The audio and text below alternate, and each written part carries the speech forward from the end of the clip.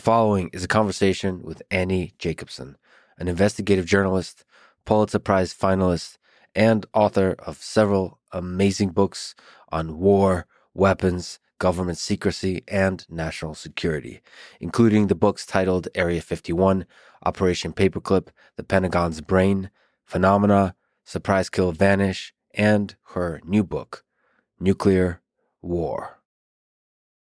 And now, a quick few second mention of each sponsor. Check them out in the description. It is the best way to support this podcast. We got Hidden Layer for securing your neural networks, as one must. BetterHelp for securing your mind. Policy Genius for securing your insurance on all fronts. And NetSuite for securing the awesomeness of your business. See what I did there? Choose wisely, my friends. Also, if you want to get in touch with me for whatever reason, including to work with our amazing team, go to lexfriedman.com/contact. And now, onto the full ad reads. As always, no ads in the middle. I try to make these interesting, but, friends, if you skip them, if you must, I shall forgive you. In this life or the next. Both. This life and the next, I will forgive you. But you should still check out the sponsors. I enjoy their stuff. Maybe you will too. This episode is brought to you by Hidden Layer, a platform that provides security for your machine learning models. This episode with Annie Jacobsen is terrifying on many fronts. It's terrifying because you get to see just how close we are to the brink of self-destruction, just how few people are involved in saying, yes, launch nuclear war. Just how easy it is for little mistakes, little misunderstandings to lead to nuclear war. And on this point of Hidden Layer, of cybersecurity, just how easy it is to hack a system that creates misinformation that results in nuclear war. Cybersecurity, the attack and the defense, is really the story of the 21st century. This is where the battles will be fought.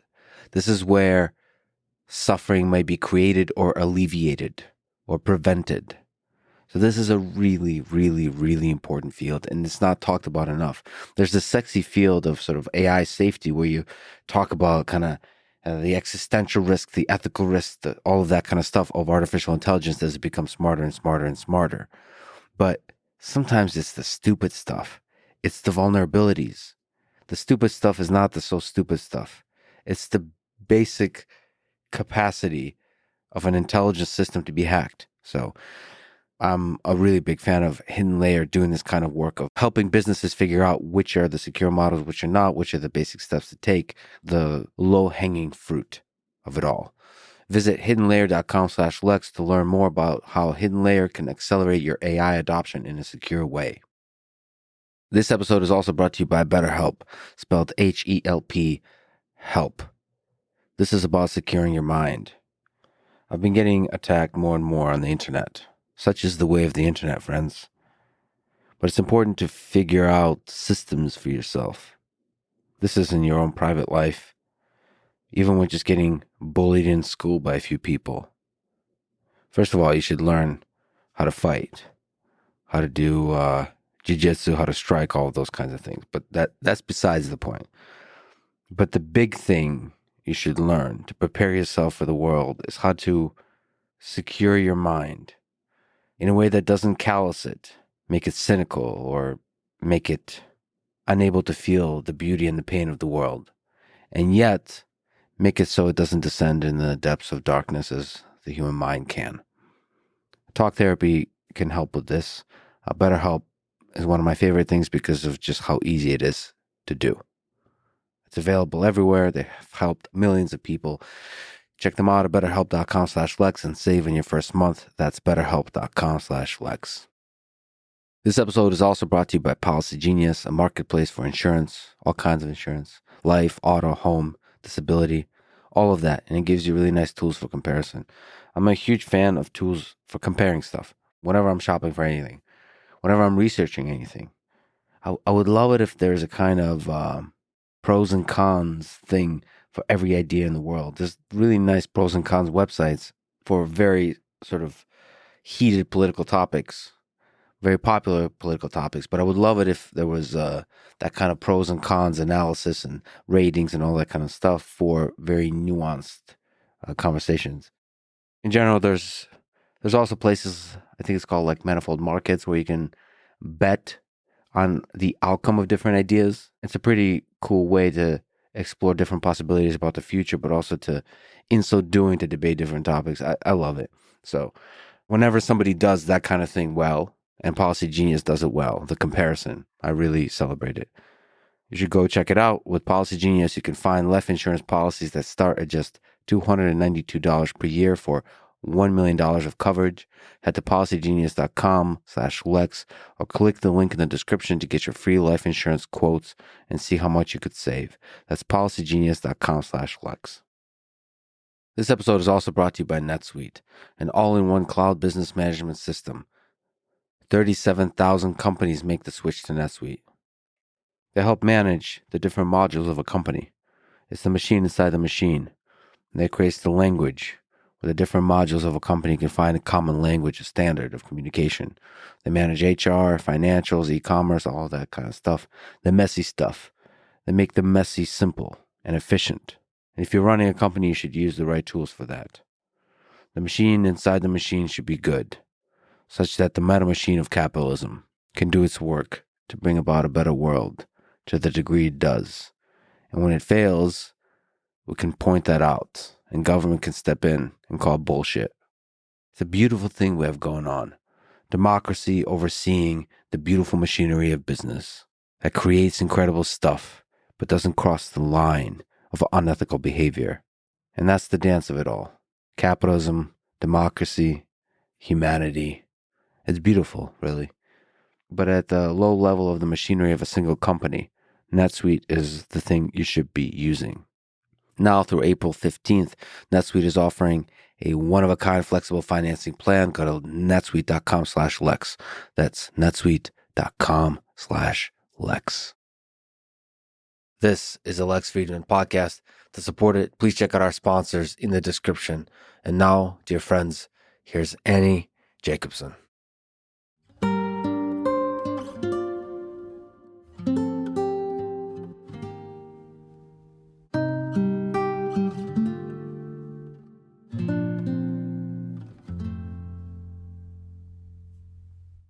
Let's start with an immensely dark topic, nuclear war.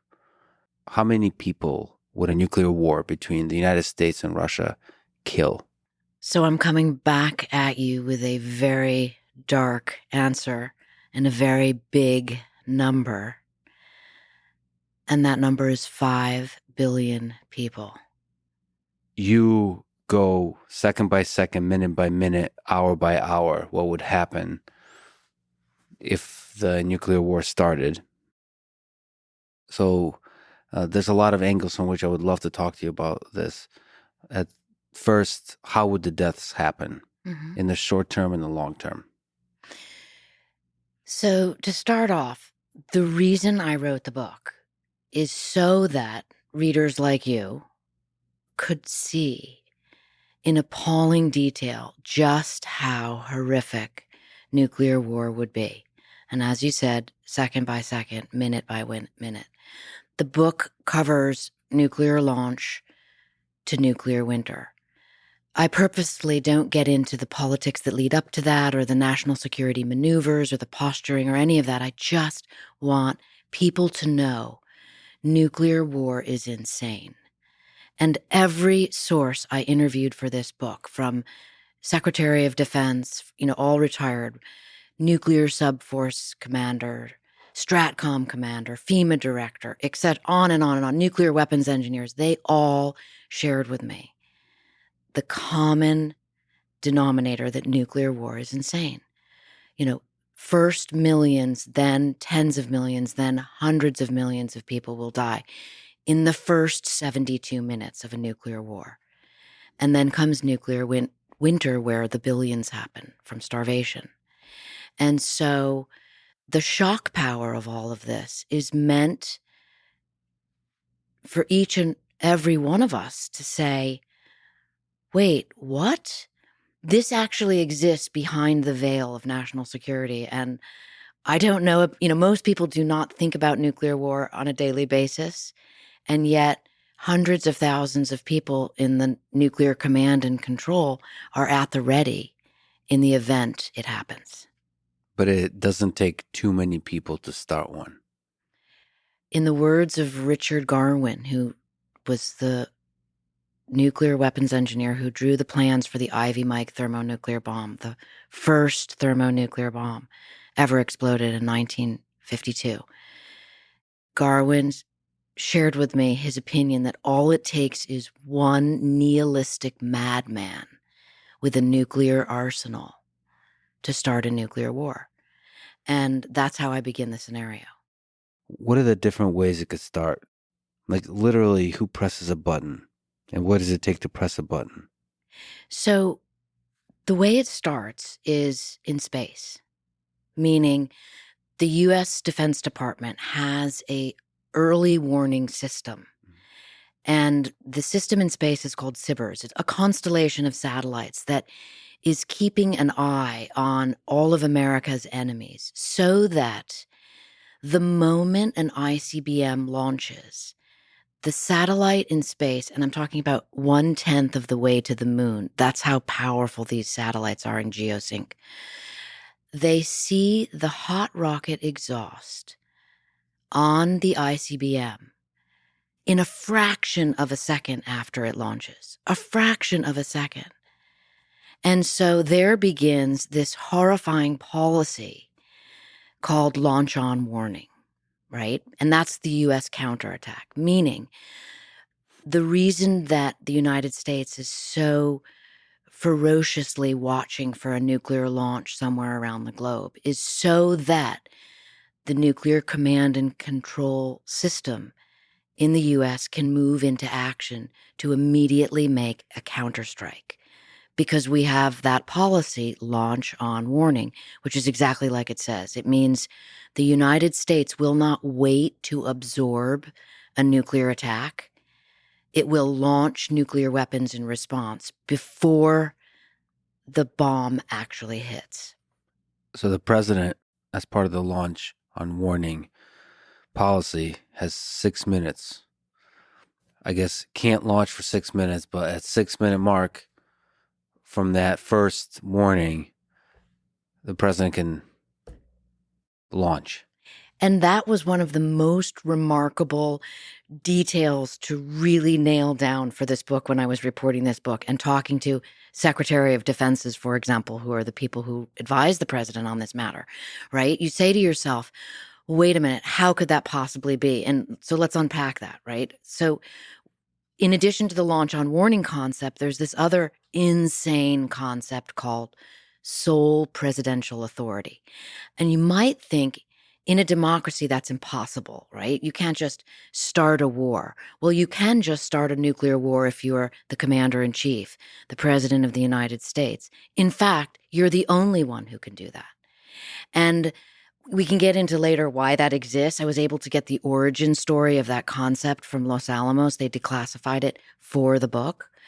But the idea behind that is that nuclear war will unfold so fast, only one person can be in charge, the president. He asks permission of no one, not the Secretary of Defense, not the chairman of the Joint Chiefs of Staff, not the U.S. Congress. So built into that is this extraordinary speed. You talk about the 6-minute window. And some people say, oh, that's ridiculous. How do we know that 6-minute window? Well, here's the best sort of, hitting the nail on the head statement I can give you, which is in President Reagan's memoirs, he refers to this 6-minute window and he says, he calls it irrational, which it is. He says, how can anyone make a decision to launch nuclear weapons based on a blip on a radar scope? His words, to unleash Armageddon. And yet that is the reality behind nuclear war. Just imagine sitting there, one person, because the president is a human being, sitting there, just got the warning that Russia launched. You have 6 minutes. I meditate on my immortality every day, and here you would be sitting and meditating, contemplating not just your own mortality, but the mortality of all the people you know, loved ones. Just imagining like what would be going through my head is all the people I know and love, like personally, and knowing that there'll be no more, most likely. And if they somehow survive, they will be suffering and will eventually die. I guess the question that kept coming up is, how do we stop this? Is it inevitable that it's going to be escalated to a full-on nuclear war that destroys everything? And it seems like it will be. It's inevitable. In the position of the president, it's almost inevitable that they have to respond. I mean, one of the things I found shocking was how little apparently most presidents know about the responsibility that literally lays at their feet, right? So you may think through this 6-minute window. I may think through this 6-minute window.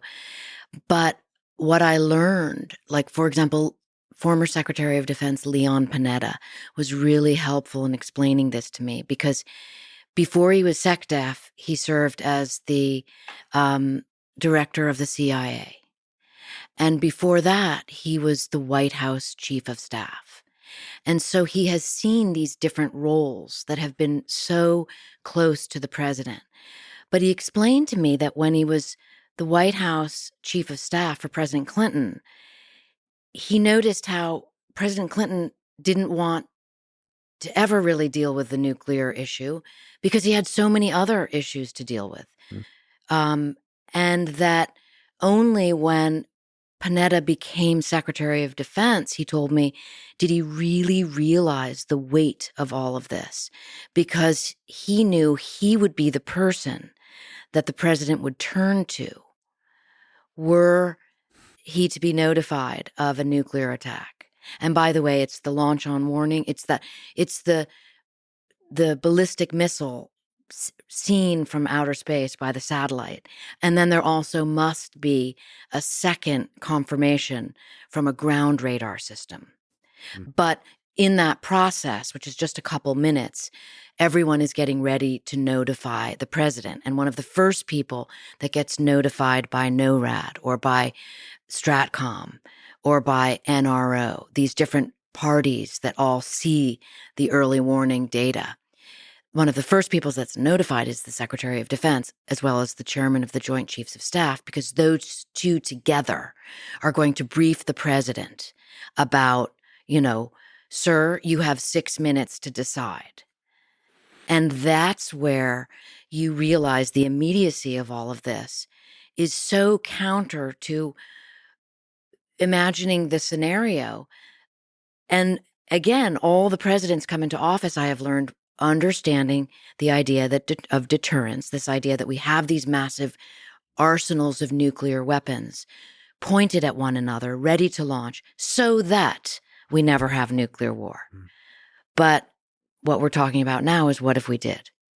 What if we did? And what you've raised is like this really spooky, eerie subtext of the world right now, because many of the nuclear armed nations are in direct conflict with other nations. And for the first time in decades, nuclear threats are actually coming out of the mouths of leaders. This is shocking. So, deterrence, the polite implied assumption is that nobody will launch. And if they did, we would launch back and everybody would be dead. But that assumption falls apart completely. The whole philosophy of it falls apart once the first launch happens. Absolutely. Then you have 6 minutes to decide, wait a minute, are we going to hit back and kill everybody on Earth? Or do we turn the other cheek in the most horrific way possible? Well, when nuclear war starts, there's no like battle for New York or battle for Moscow. It's just literally, it was called in the Cold War push button warfare, but in essence, that is what it is. Let's get some numbers on the table, if you don't mind, right? Because when you're saying like, wait a minute, we're just hoping that it holds, right? Let's just talk about Russia and the U.S. the arsenals that are literally pointed at one another right now, right? So the United States has 1,770 nuclear weapons deployed, meaning those weapons could launch in as little as 60 seconds and up to a couple minutes. Some of them on the bombers might take an hour or so. Russia has 1,674 deployed nuclear weapons. Same scenario, their weapon systems are on par with ours. That's not to mention the 12,500 nuclear weapons amongst the 9 nuclear-armed nations. But when you think about those kind of arsenals of just between the United States and Russia, you realize everything can be launched in seconds and minutes. Then you realize the madness of mad, that this idea that no one would launch because it would assure everyone's destruction. Yes, but what if someone did? And in my interviews with scores of top-tier national security advisors, people who advise the president, people who are responsible for these decisions if they had to be made, every single one of them said it could happen. They didn't say this would never happen. And so the idea is worth thinking about because I believe that it pulls back the veil on a fundamental security that if someone were to use a tactical nuclear weapon, oh, well, it's just an escalation. It's far more than that. So to you, the use of a tactical nuclear weapon, maybe you can draw the line between a tactical and a strategic nuclear weapon that could be a catalyst. Like that's a very difficult thing to walk back from. Oh my God, almost certainly. And again, every person in the national security environment will agree with that, right? Certainly on the American side. Strategic weapons, those are like big weapons systems. America has a nuclear triad. We have our ICBMs, which are the silo-based missiles that have a nuclear warhead in the nose cone, and they can get from one continent to the other in roughly 30 minutes. Then we have our bombers, B-52s and B-2s, that are nuclear capable. Those take travel time to get to another continent. Those can also be recalled. The ICBMs cannot be recalled or redirected once launched. That one is a particularly terrifying one. So land-launched missiles, rockets with a warhead can't be recalled. Cannot be recalled or redirected. And speaking of how little the presidents generally know, as we were talking a moment ago, President Reagan in 1983 gave a press conference where he misstated that submarine-launched ballistic missiles could be recalled. They cannot be recalled. So that gives you, here's the guy in charge of the arsenal if it has to get let loose, and he doesn't even know that they cannot be recalled. So this is the kind of misinformation and disinformation and UN Secretary General Antonio Guterres recently said, when he was talking about the conflicts rising around the world, he said, we are one misunderstanding, one miscalculation away from nuclear Armageddon. So just to sort of linger on the previous point of tactical nukes. So you were describing strategic nukes, land-launched, bombers, submarine-launched. What are tactical nukes? So that's the triad, right? And we have the triad and Russia has the triad. Tactical nuclear weapons are smaller warheads that were designed to be used in battle. And that is what Russia is sort of threatening to use right now. That is this idea that you would, make a decision on the battlefield in an operational environment to use a tactical nuclear weapon. You're just sort of upping the ante. But the problem is that all treaties are based on this idea of no nuclear use, right? You cannot cross that line. And so what would happen if the line is crossed is so devastating to even consider. I think that the conversation is well worth having among everyone, that is in a power of position how, as the UN Secretary General said, this is madness, right? This is madness. We must come back from the brink. We are at the brink. Can we talk about some other numbers? So you mentioned the number of warheads. So land launched, how long does it take to travel across the ocean? From the United States to Russia, from Russia to the United States, from China to the United States. Approximately how long? When I was writing an earlier book on DARPA, the Pentagon Science Agency, I went to a library down in San Diego called the Giesel Library to look at Herb York's papers. Herb York was the first chief scientist for the Pentagon for DARPA, then called ARPA. And I had been trying to get the number from the various agencies that be to answer your, like, what is the exact number and how do we know it? And like, does it change? And, as technology advances, does that number reduce? All these kinds of questions. And no one will answer that question on an official level. And so, much to my surprise, I found the answer in Herb York's like dusty archive of papers. And this is information that was jealously guarded. I mean, it's not necessarily classified, but it certainly wasn't out there. And I felt like, wow, Herb York left these behind for someone like me to find, right? And what the process, he wanted to know the answer to your question. And as the guy in charge of it all. So he hired this group of scientists who then and still are in many ways like the Superman scientists of the Pentagon, and they're called the Jason scientists. Many conspiracies about them abound. I interviewed their founder and have interviewed many of them. But they whittled the number down to seconds, okay? Specifically for Herb York, and it goes like this, because this is where my jaw dropped and I went, wow, okay? So 26 minutes and 40 seconds from a launch pad in the Soviet Union to the East Coast. And it happens in 3 phases. Very simple and interesting to remember, because then suddenly all of this makes more sense. Boost phase, mid-course phase, and then terminal phase, okay? Boost phase, 5 minutes. That's when the rocket launches. So you just imagine a rocket going off the launch pad and the fire beneath it. Again, that's why the satellites can see it, okay? Now it's becoming visual. Now it makes sense to me, right? 5 minutes, and that's where the rocket can be tracked. And then imagine learning, wait a minute, after 5 minutes, the rocket can no longer be seen from space. The satellite can only see the hot rocket exhaust. Then the missile enters its mid-course phase, 20 minutes. And that's the ballistic part of it, where it's kind of flying up at between 500 and 700 miles above the Earth and moving very fast and with the Earth until it gets very close to its target. And the last 100 seconds are terminal phase.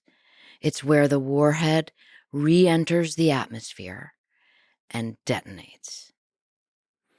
26 minutes and 40 seconds. Now, in my scenario, I open with North Korea launching a 1 megaton nuclear warhead at Washington, D.C. That's the nihilistic madman maneuver. That's the bolt out of the blue attack that everyone in Washington will tell you they're afraid of. And North Korea has a little bit different geography. And so I had MIT Professor Emeritus Ted Postel do the math. 33 minutes from a launch pad in Pyongyang to the East Coast of the United States. You get the idea. It's about 30 minutes. But hopefully now that allows readers to suddenly see all this as a real, you almost see it as, as poetry, as terrible as that may sound. You can visualize it and suddenly it makes sense. And I think the sense-making part of it is really what I'm after in this book, because I want people to understand. On the one hand, it's incredibly simple. It's just the people that have made it so complicated. But it's one of those things that can change all of world history in a matter of minutes. We just don't, as a human civilization, have experience with that. But it doesn't mean it'll never happen. it can happen just like that. I mean, I think what you're after, and I couldn't agree more with, is like, why is this fundamentally annihilating system, a system of mass genocide, as John Rubel, in the book refers to it? Why does it still exist? We've had 75 years since there have been two superpowers with the nuclear bomb. So that threat has been there for 75 years, and we have managed to stay alive. One of the reasons why so many of the sources in the book agreed to talk to me, people who had not previously gone on the record about all of this, was because they are now approaching the end of their lives. They spent their lives dedicated to preventing nuclear World War III. Hmm. And they'll be the first people to tell you we're closer to this as a reality than ever before. And so the only bright side of any of this is that, like, the answer lies most definitely in communication. So there's a million other questions here. I think the details are fascinating and important to understand. So one, you also say nuclear submarines. You mentioned about 30 minutes, 20, 26, 33 minutes. But with nuclear submarines, that number can be much, much lower. So how long does it take for a missile to reach the east coast of the United States from a submarine? Just when you thought it was really bad, Yeah. and then you kind of realize about the submarines. I mean, the submarines are what are called second strike capacity, right? And you know, submarines were described to me this way. They are as dangerous to civilization, and let me say, a nuclear armed, nuclear powered submarine is as dangerous to civilization as an asteroid. Okay. They are unstoppable. They are unlocatable. The former chief of the nuclear submarine forces, Admiral Michael Connor, told me it's easier to find a grapefruit-sized object in space than a submarine under the sea, okay? So these things are like hell machines, and they're moving around throughout the oceans, ours, Russia's, China's, maybe North Korea's, constantly. And we now know they're sneaking up to the east and west coast of the United States within a couple hundred miles. How do we know that? Why do we know that? Well, I found a document inside of a budget that the Defense Department was going to Congress for more money recently, and showed maps of precisely where these submarines, how close they were getting to the eastern seaboard. So wait. So nuclear subs are getting within 200 miles? Couple hundred miles, yes. They weren't precise on the number, but when you look Couple at the map, hundred. yep. And that's when you're talking about under 10 minutes from launch to strike. Undetectable. And they're undetectable. The map making is done after the fact because of a lot of underwater surveillance systems that we have. But in real time, you cannot find a nuclear submarine. And, just the way a submarine launches, goes 150 feet below the surface to launch its ballistic missile. I mean, it comes out of the missile tube, and with enough thrust that the thrusters, they ignite outside the water, Mm-hmm. and then they move into boost. And so the technology involved is just stunning and shocking. And again, trillions of dollars spent so that we never have a nuclear war. But my God, what if we did? As you write, they're called the handmaidens of the apocalypse. What a terrifying label. I mean, one of the things you also write about. So for the land launched ones, they're presumably underground. So the silos, how long does it take to go from like pressing the button to them emerging from underground for launch?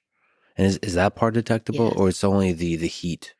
So what's interesting about the silos, America has 400 silos, right?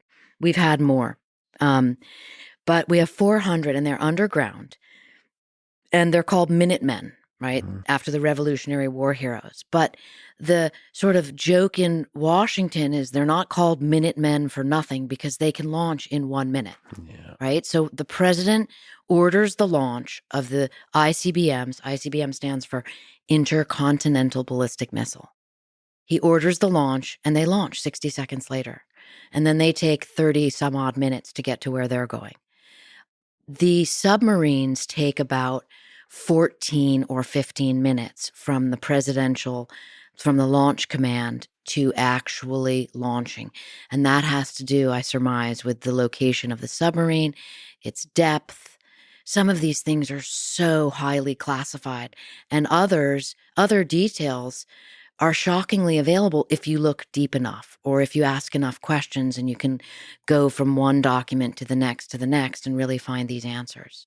Not to ask top secret questions, but to what degree do you think the Russians know the locations of the silos in the U.S. and vice versa? Lex, you and I can find the location of every silo Oh right now. no. They're all there. And before they were there on Google, they were there in maps because we're a democracy and we make these things known. Okay. Mm-hmm. Now, what's tricky is that Russia and North Korea rely upon what are called road mobile launchers, right? So Russia has a lot of underground silos. All of the scenario takes you through these different facilities that really do exist. Mm-hmm. And they're all sourced with how many weapons they have and their launch procedures and whatnot.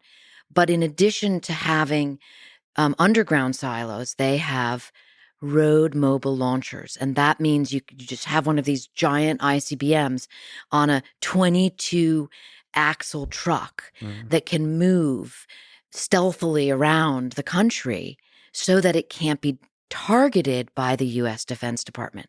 We don't have those in America because presumably the average, American isn't going to go for like the ICBM road mobile launcher driving down the street in your town or city.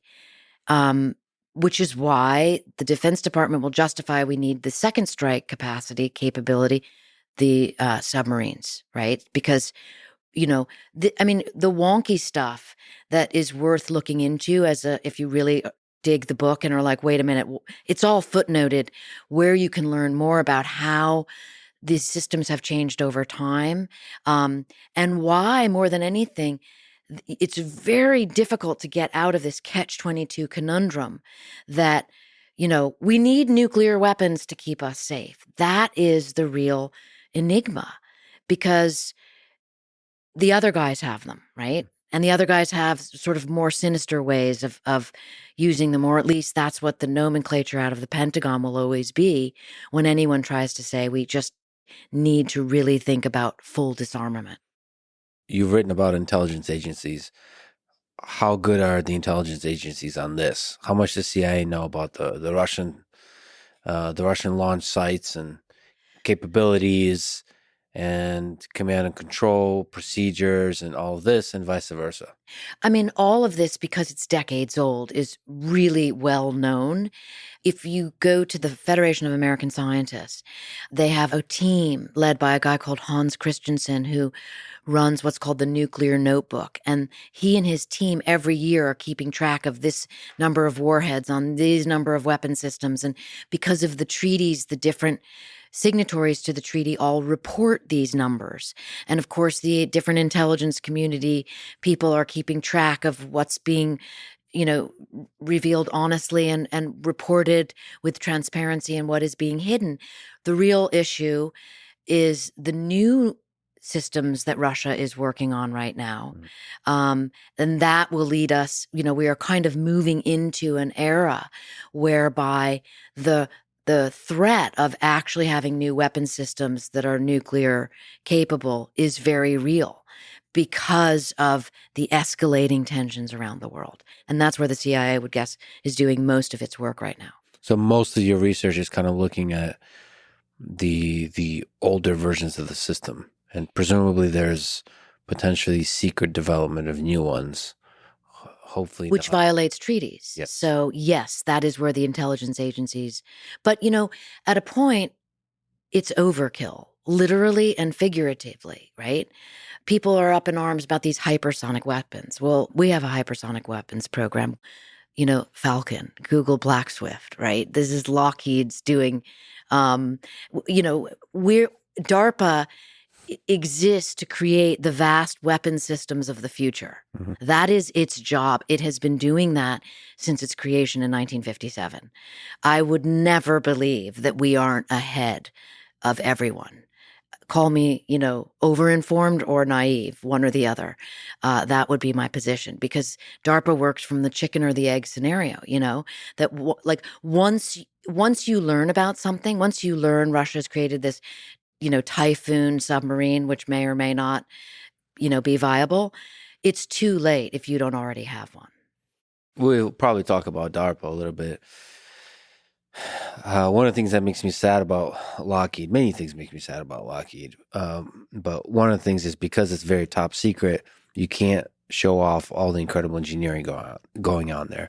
The other thing that's more philosophical, DARPA also, is that war seems to stimulate most of our, not most, but a large percent of our exciting innovation in engineering. And so, but that's also the pragmatic fact of life on Earth, is that the risk of annihilation is a great motivator for Yes. for innovation, for engineering, and so on.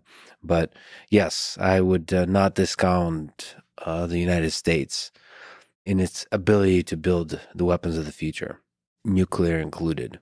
Again, terrifying. Can you tell me about the nuclear football, as it's called? I think Americans are familiar with the football, at least anyone who sort of, follows national security concepts, because it's a satchel. It's a leather satchel that is always with a military aid in Secret Service nomenclature. That's the mil aid.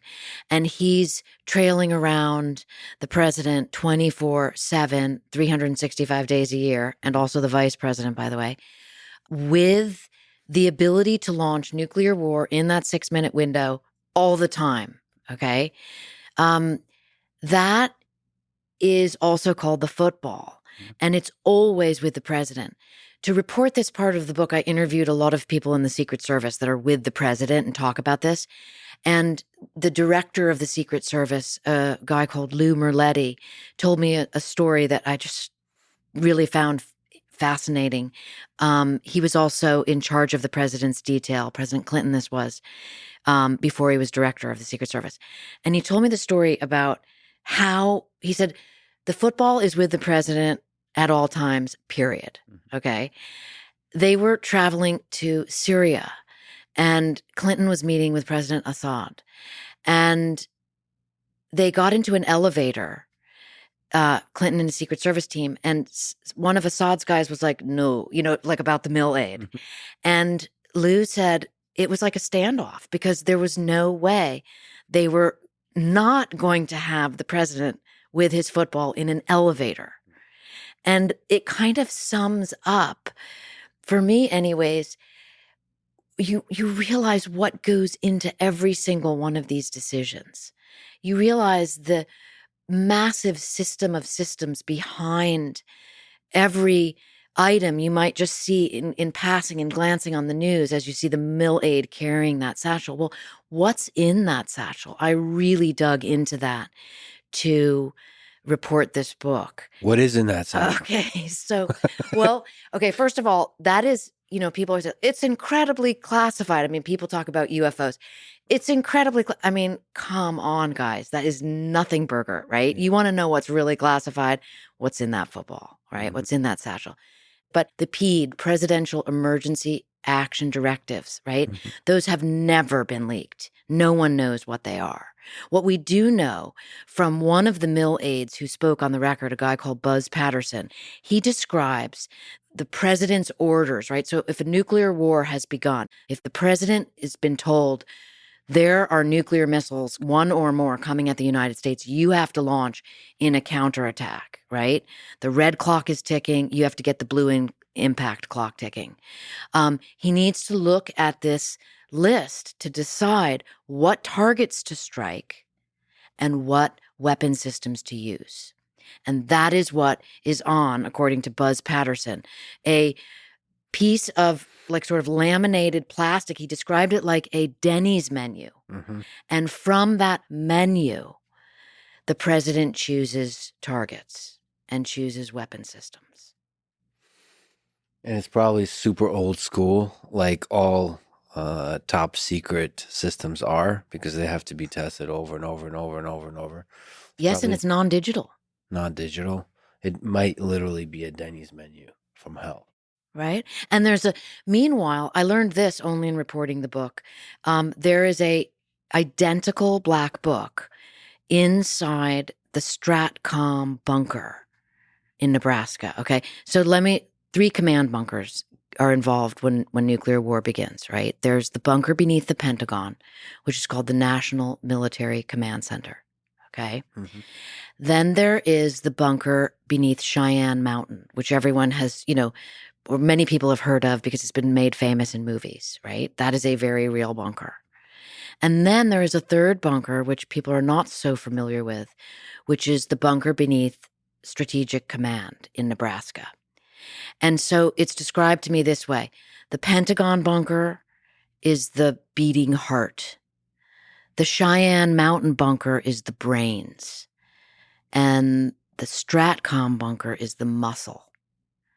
Mm-hmm. The Stratcom commander will receive word from the president, launch orders, and then directs the 150,000 people beneath him what to do, okay, from the bunker beneath Stratcom. That's before he gets the orders, then he has to run out of the building and jump onto what's called the doomsday plane. We'll get into that in a minute. Let me just finish but again, No, this is good. Right. These are the details. These are the systematic, sequential details that happen in seconds and minutes.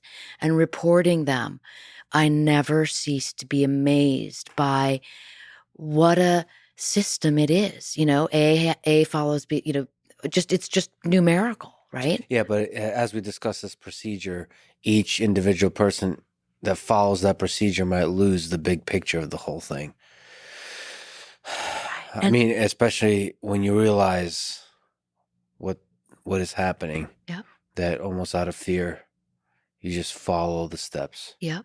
Okay, so imagine this. Imagine being the president. You got that 6-minute win. You're looking at your list of strike options. Mm-hmm. You're being briefed by your chairman of the Joint Chiefs of Staff and your SecDef. And this other really spooky detail. In the Stratcom bunker, in addition to the nuclear strike advisor who can answer very specific questions if the president's like, wait a minute, why are we striking that, not that?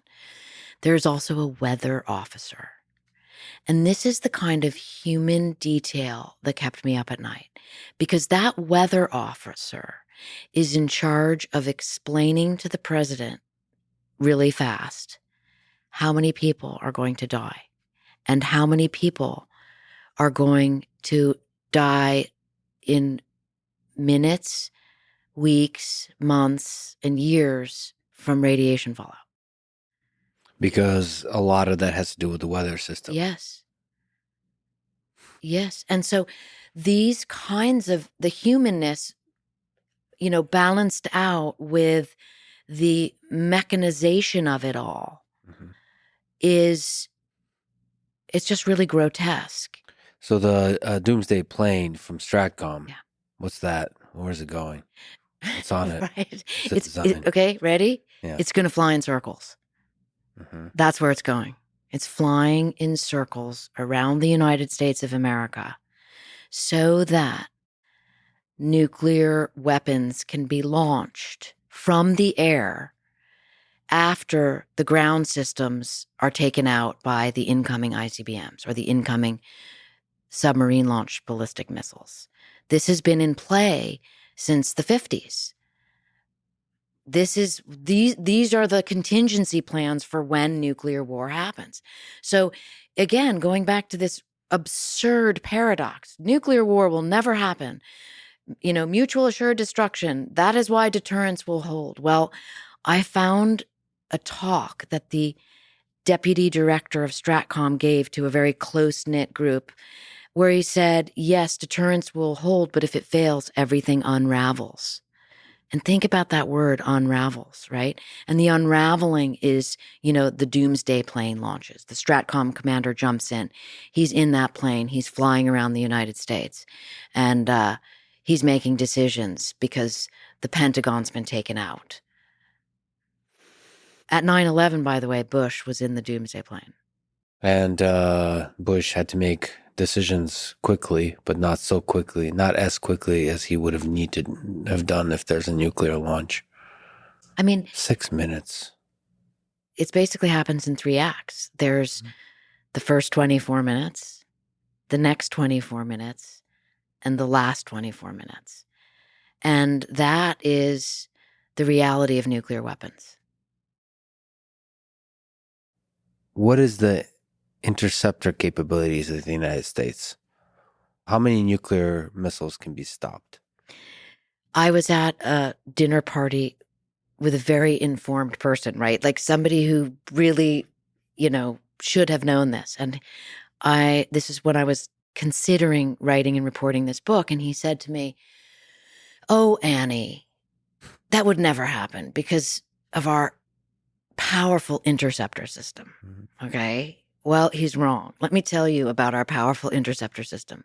First of all, we have 44 interceptor missiles, total, period, full stop.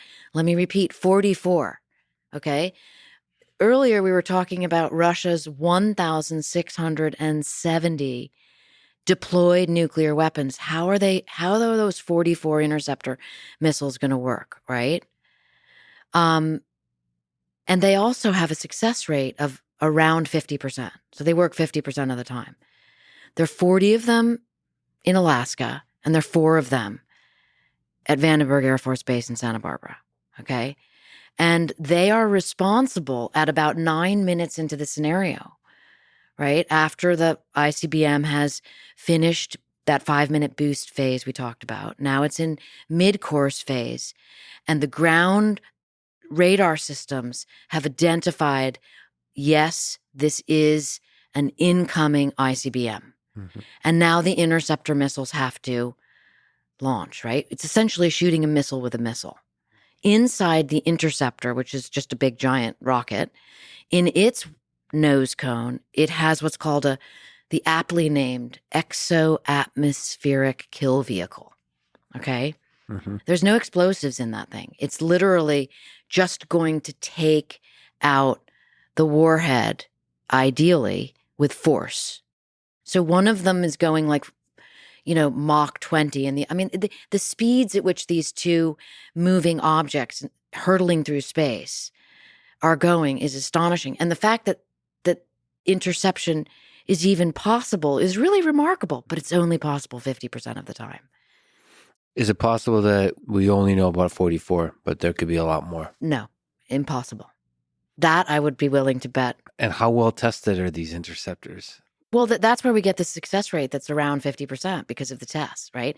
And actually, the interceptor program are you ready for this? It's on strategic pause, right now, meaning the interceptor missiles are there, but developing them and making them more effective is on strategic pause because they can't be made more effective, right? People have these fantasies that we have a system like the Iron Dome, and they see this in current events, and they're like, "Oh, our interceptors would do that." It's just simply not true. Why can't an Iron Dome-like system be constructed for nuclear warheads? We have systems I write about called the THAAD system, which is ground-based, and then the Aegis system, which is on, vessels. And these are great at shooting down some rockets, but they can only shoot them sort of one at a time. You cannot shoot the mother load as it's coming in. Those are the smaller systems, right? The tactical nuclear weapons. And by the way, our THAAD systems are all deployed overseas, and our Aegis systems are all out at sea. And again, reporting that, I was like, wait, what? You have to really hunker down. Are we sure about this? People really don't want to believe this. It's an actual fact. After 9/11, Congress considered putting Aegis missiles and maybe even THAAD systems along the west coast of the United States to specifically deal with the threats against nuclear-armed North Korea. But it hasn't done so yet. And again, you have to ask yourself, wait a minute, this is insanity. One nuclear weapon gets by any of these systems, and it's full out nuclear warfare. So that's not the solution. More nuclear weapons is not the solution. I'm looking for a hopeful thing here about North Korea. How many deployed nuclear warheads does North Korea have? So, does the current system, as we described it, the interceptors and so on, have a hope against the North Korean attack? The one that you mentioned people are worried about. So North Korea has 50, let's say 50 nuclear weapons right now. Some NGOs put it at more than 100. It's impossible to know because North Korea's nuclear weapons program has no transparency.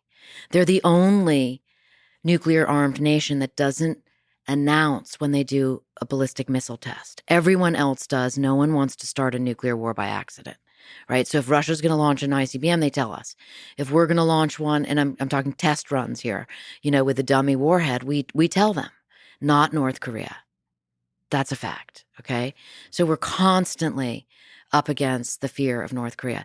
In the scenario, I have the incoming North Korean 1 megaton, weapon coming in, and the interceptor system tries to shoot it down. So there's not enough time. And this, by the way, I ran through by all, generals from the Pentagon who run these scenarios for NORAD, right? And confirmed all of this as fact. This is the situation, right? So in the scenario, I have the nuclear ICBM coming in. The interceptor missiles try to shoot down the warhead.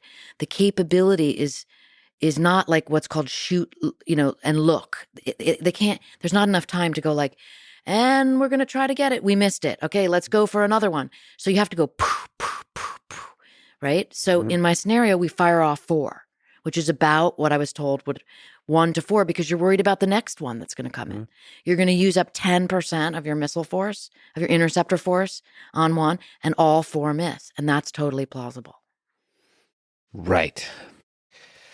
How likely are mistakes, accidents, false alarms, taken as real, all this kind of stuff in this picture? So like we've kind of assumed the detection works correctly. How likely is it possible? Like anywhere that you described this long chain of events that can happen. How possible is it just to make a mistake, a stupid human mistake along the way? There have been at least 6 known, like absolute, like oh my God, close calls. How thank God this happened type scenarios. One was described to me with an actual personal participant, former Secretary of Defense Bill Perry, right? And he described what happened to him in 1979. He was not yet Secretary of Defense. He was the Deputy Director of the Research and Engineering, which is like a big job at the Pentagon. And it was the night watch fell on him, essentially, right? And he gets this call in the middle of the night. He's told that Russia has launched not just ICBMs, but submarine launched ballistic missiles are coming at the United States. And he is about to notify the president that the 6-minute window has to begin when he learns it was a mistake. The mistake was that there was a training tape with a nuclear war scenario, right? We haven't even begun to talk about the nuclear war scenarios that the Pentagon runs. An actual VHS training tape had been incorrectly inserted into a system at the Pentagon. And so this nuclear launch showed up at that bunker beneath the Pentagon and at the bunker beneath Stratcom, because they're connected, as being real. And then it was like, oh, whoops, it's actually a simulation test tape. And Perry described to me what that was like, the pause in his spirit and his mind and his heart when he realized, I'm about to have to tell the president that he needs to launch nuclear weapons. And he learned just in the nick of time that it was an error. And that's one of 5 examples. Can you speak to maybe, is there any more color to the feelings he was feeling? Like, what's your sense?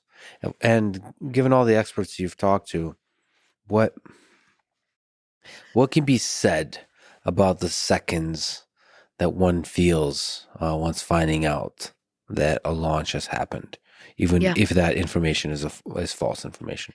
for me personally, that's the only firsthand story that I ever heard because it's so rare and it's so unique. And most people in the national security system, at least in the past, have been loath to talk about any of this, right? It's like the sacred oath. It's taboo. It's taboo to go against the system of systems that is, making sure nuclear war never happens. Bill Perry was one of the first people who did this. And a lot of it, I believe, at least in my lengthy conversations with him we had a lot of Zoom calls over COVID when I began reporting this. And he had a lot to do with me feeling like I could write this book from a human point of view and not just from the mechanized systems.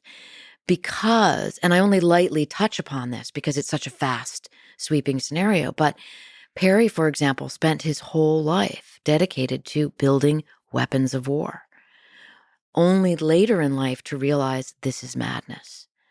And he shared with me that it was that idea about one's grandchildren inheriting these nuclear arsenals and the lack of, wisdom that comes with their origin stories, right? When you're involved in it in the ground up, apparently it has perhaps you're a different kind of steward of these systems than if you just inherit them and they are, pages in a manual. Mm-hmm. People forget. You mentioned the kind of nuclear war scenarios that the Pentagon runs. I'd love to. What do you know about those? I mean, again, they are very classified, right? I mean, it was interesting coming across levels of classification I didn't even know existed, like ECI, for example, is exceptionally controlled information, right? Mm-hmm. But the Pentagon nuclear wargaming scenarios, they're almost all still classified. One of them was declassified recently, if you can call it that. I show an image of it in the book, and it's just basically like almost entirely redacted, and then like there'll be a date, or it'll say like phase 1. Mm-hmm. And that one was called Proud Prophet. But what was incredible about the declassification process of that is it allowed a couple of people who were there to talk about it. Okay. And that's why we have that information. And I write about Proud Prophet in the book because it was super significant in many ways. One, it was happening right in 1983. It was an insane moment in nuclear arsenals. There were 60,000 nuclear weapons. Right now, there's 12,500. So we've come a long way, baby, right, in terms of disarmament. But there were 60,000. And by the way, that was not the ultimate high. The ultimate high was 70,000. Okay? This is insane.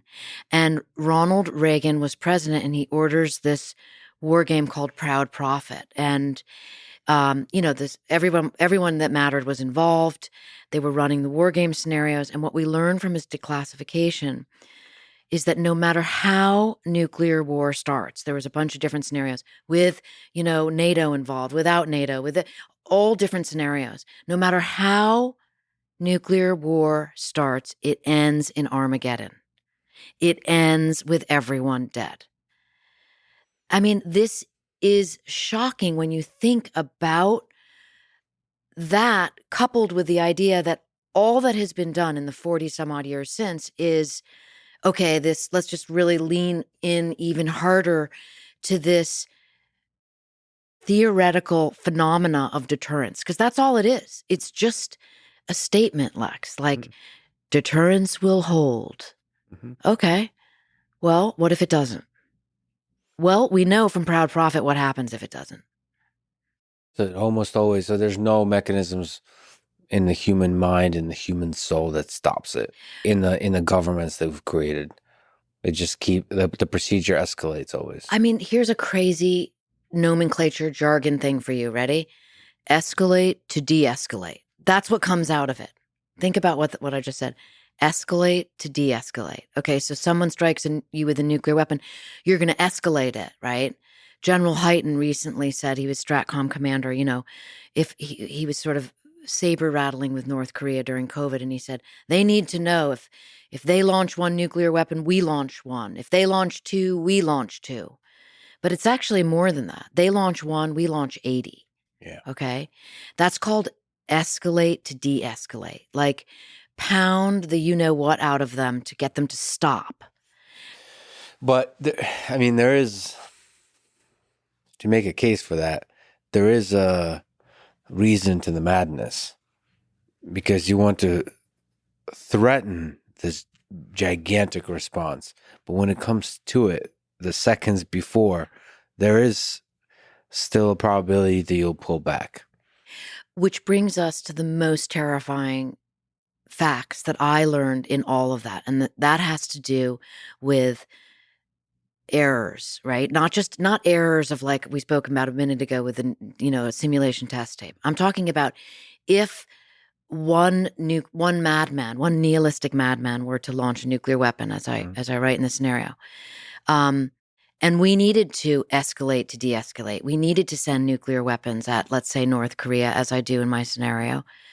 Well, what is completely unknown to 98% of the planet is that not only do the Russians have a very flawed satellite system so that they cannot interpret what is happening properly, but there is a absolutely existential flaw in the system, which Secretary of Defense Leon Panetta confirmed with me, which is that our ICBMs do not have enough range. If we launch a counterattack against, say, North Korea, our ICBMs must fly over Russia.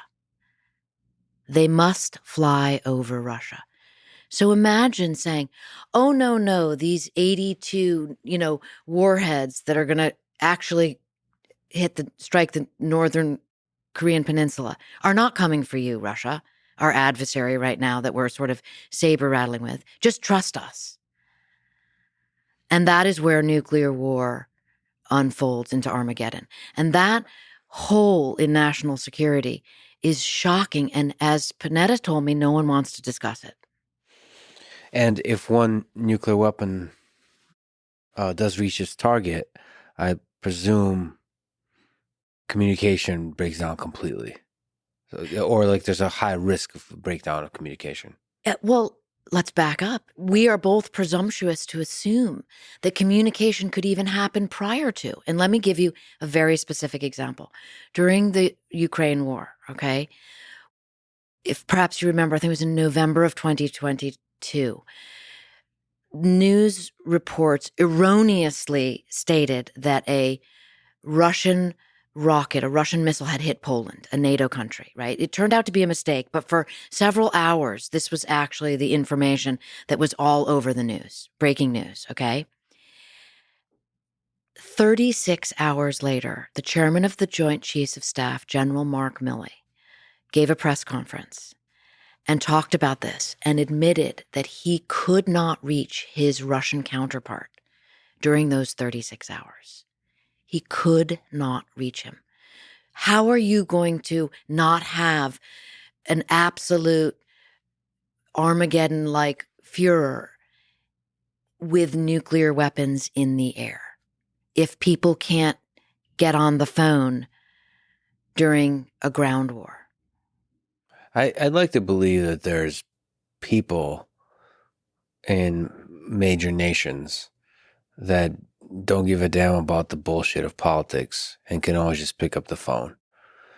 Sort of very close to the top, but not at the very top, and just cut through the bullshit of it in situations like this.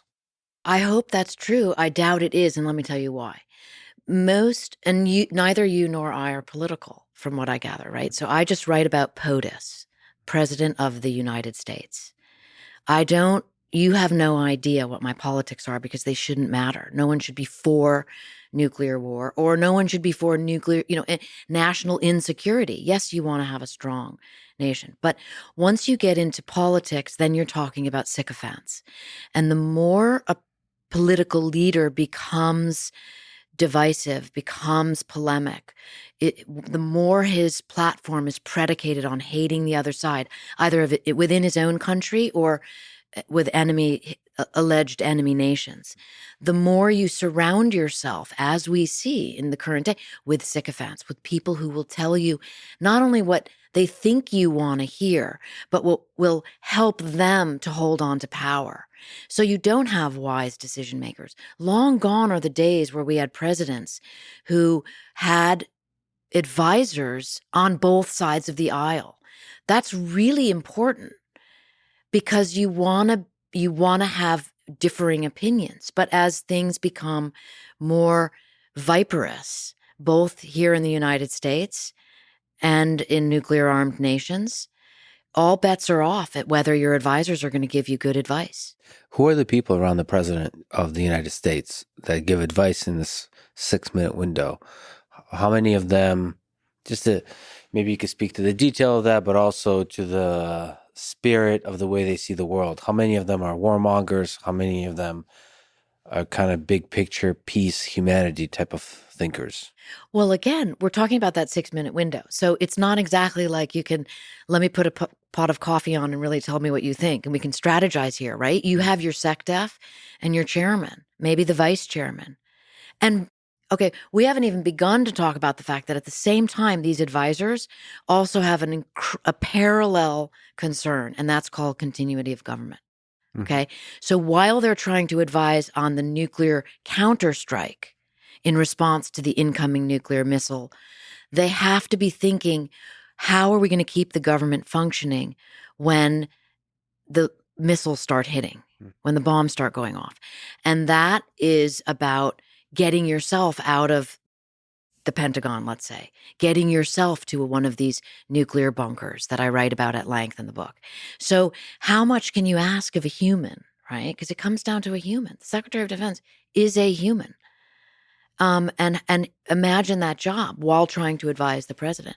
And then there's also a really interesting term, which I learned about, called jamming the president, which is often understood in Washington that the military advisors would, we don't know if this is legit, we've never seen it put to the test, but jamming the president means the military advisors are going to push for a really aggressive counterattack immediately. Mm-hmm. And again, you're the president who's not really been paying attention to this because he has many other things to deal with. Speed is not conducive to wisdom. Can you speak to the jamming the president? So your sense is the advisors would, by default, be pushing for aggressive counterattack. That is a term in sort of the national security, nuclear command and control, historical documentation that many of the people that you might call the more dovish type people are, worried about, that the more hawkish people are going to, the military advisors, right, are going to be jamming the president to make these decisions about which targets, not if. Right, but which what? targets? The argument will be about which targets, not about if. Yes. I hope that even the warmongers would, at this moment, because what underlies the idea of you wanting to go to war? It's power. It's like wanting to destroy the enemy and be the big kid on the block.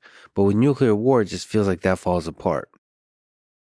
Do you think warmongers actually believe they can win a nuclear war? Well, you've raised a really important question that we look to the historical record for that answer, right? Because astonishingly, all of this began like when Russia first got the bomb in 1949. The powers that be, and I write about them in the book as in a setup to the first, for the moment of launch, right? Like it's called How We Got Here, right?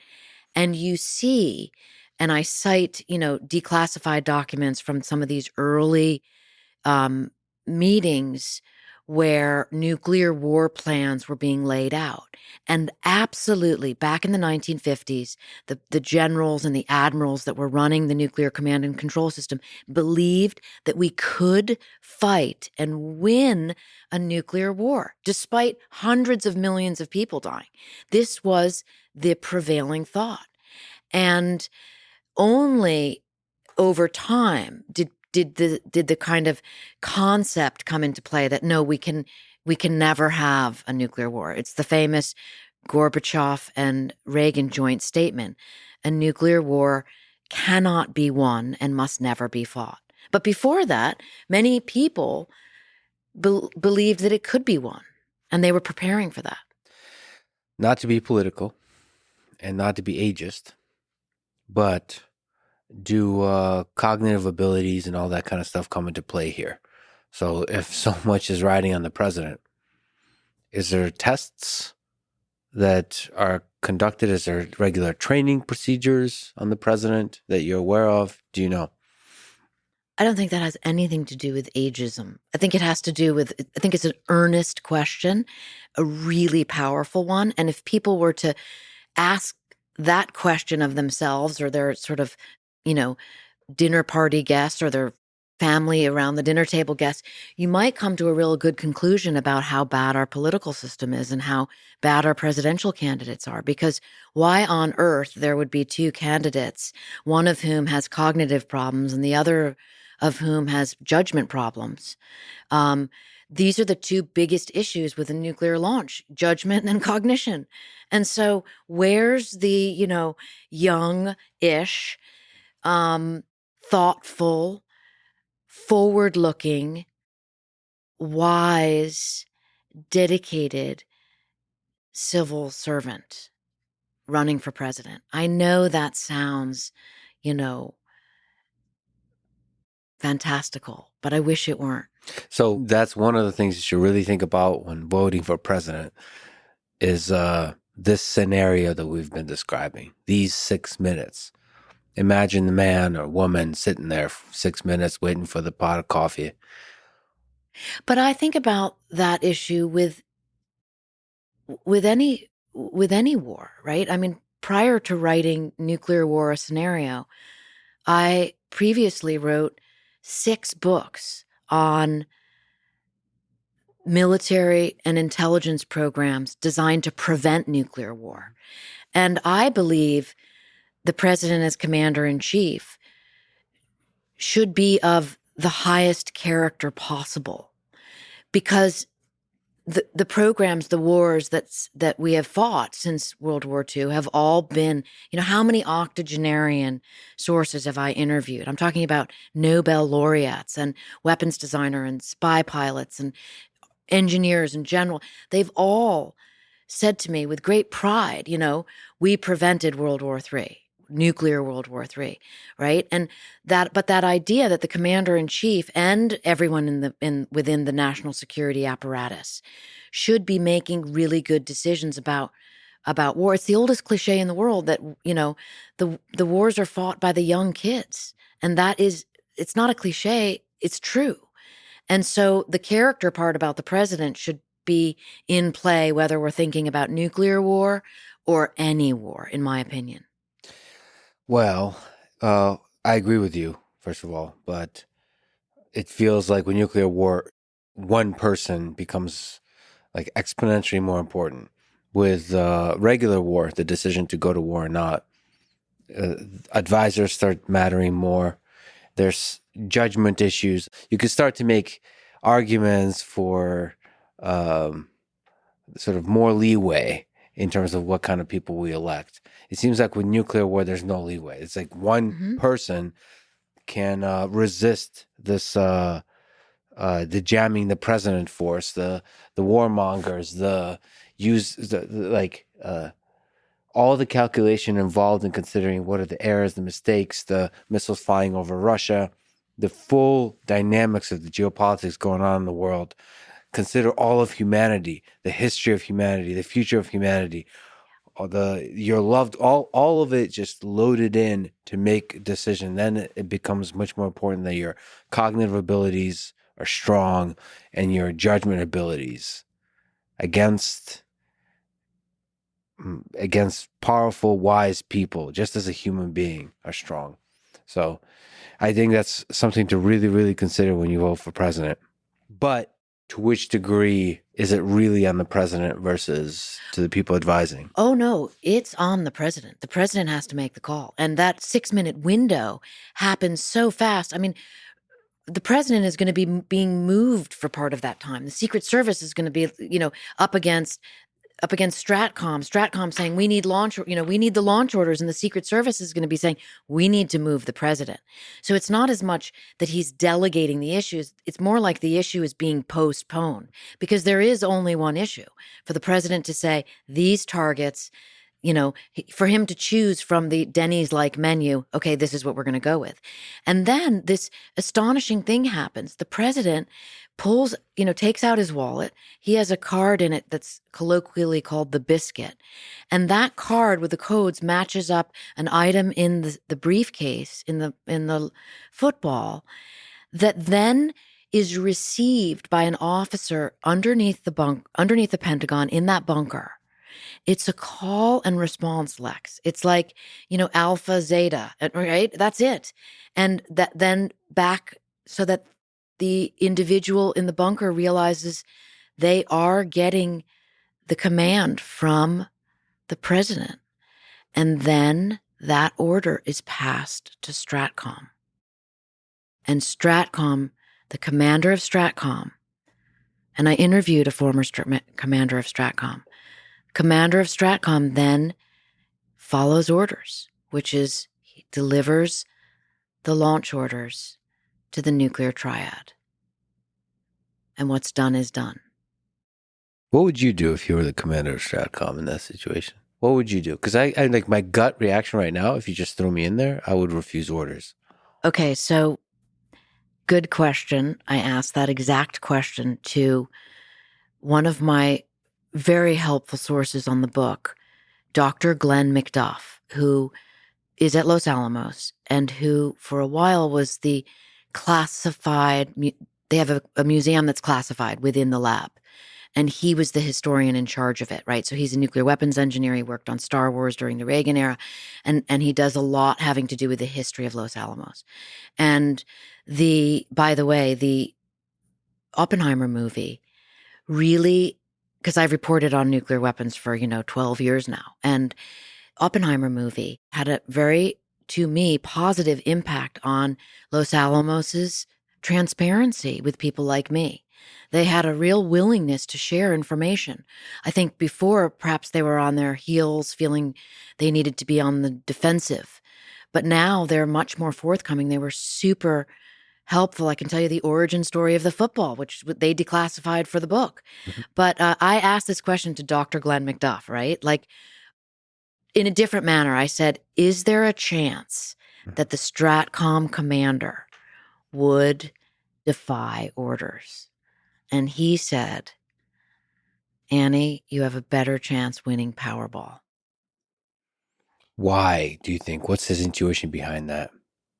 You don't wind up as Stratcom commander unless you are someone who follows orders. You follow orders. You don't think there's a deep humanity there? That because his intuition is about everything we know so far, but this situation has never happened in the history of Earth. Well, this is and all right, so you're raising a really tricky, interesting conundrum here because during COVID, when President Trump and the leader of North Korea were kind of locked in various relationships with one another, good, bad, threatening, non-threatening, friendly, just bananas, you might say, like not presidential behavior.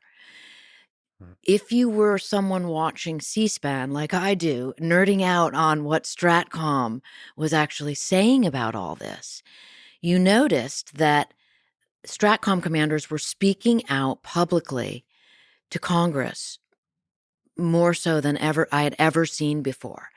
And this issue came up. Would you defy presidential orders? So the caveat I would say to McDuff's answer of easier to win the Powerball, right? Is that if the commander of Stratcom interpreted the president's behavior to be unreliable, to be non-presidential, then ... But now you're into some really radical territory. Well, I mean, fundamentally, it feels like, just looking at all the presidents of the United States in my lifetime, it feels like none of them are qualified for this 6 minutes. So like I could see, uh, I could see as being the commander of Stratcom and being like, this guy, like basically respecting no president. I know you're supposed to the commander in chief, but in this situation, saying like, I mean, everybody, Bush, Obama, Trump, Biden. If I was a commander of Stratcom, I'd be like, this. What does this guy know about any of this? Um, it. I would defy orders. I mean, in this situation, when the future of human civilization hangs in the balance, I mean, to be the person that says yes, launch. It's no matter what. I just can't see a human being on Earth being able to do that in the United States of America. That's a hell of a decision. Like, this is it. This That's is it. it. Well, but now you've raised a great, important, you know, presentation essentially, because what you're saying is people be aware, right? Be aware of like why you're voting or why certain individuals are being escalated to even being able to run for president. What does that mean? Why are people in America not more involved as citizens? Do we have a responsibility for that? Because you've opened up the door for people to understand, okay, the ultimate thing is the nuclear launch decision. So if a person can't be trusted with that, everything unravels from there. Also, I want to look up who's the commander of Stratcom now. um, Speaking of which, you've interviewed a lot of experts for this book. Is there some commonalities about the way you've talked about this a little bit, but in the way they see this whole situation? What like scares them the most about this whole system and the whole possibility of nuclear war? I first learned about nuclear weapons from a guy called Al O'Donnell, who appears in my earlier books because I interviewed him for over a period of 4.5 years because he was an engineer who actually wired nuclear bombs in the 1950s. He was a member of the Manhattan Project in 1946, worked on Operation Crossroads, the first explosions of nuclear bombs after the war ended, after World War II ended, and went on to arm, wire, and fire 186 out of the 200 some odd atmospheric nuclear tests that the United States did before this was banned. And so I learned from him the power of these weapons, right? And I learned from him this very almost nationalistic idea about how important it was to have nuclear weapons. And while I learned a lot about his human side, I also saw the side of him that was very Cold War warrior, right?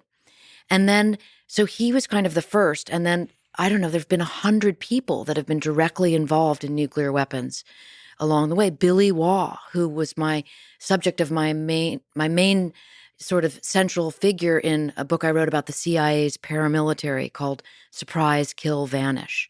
And Waugh halo jumped a tactical nuclear weapon into the Nevada test site with a small team, almost unknown to anyone, right? Only recently declassified. And so his position was like, tactical nuclear weapons may end up being used. So I'm trying to speak here to the scope of different people I have interviewed over the years, right?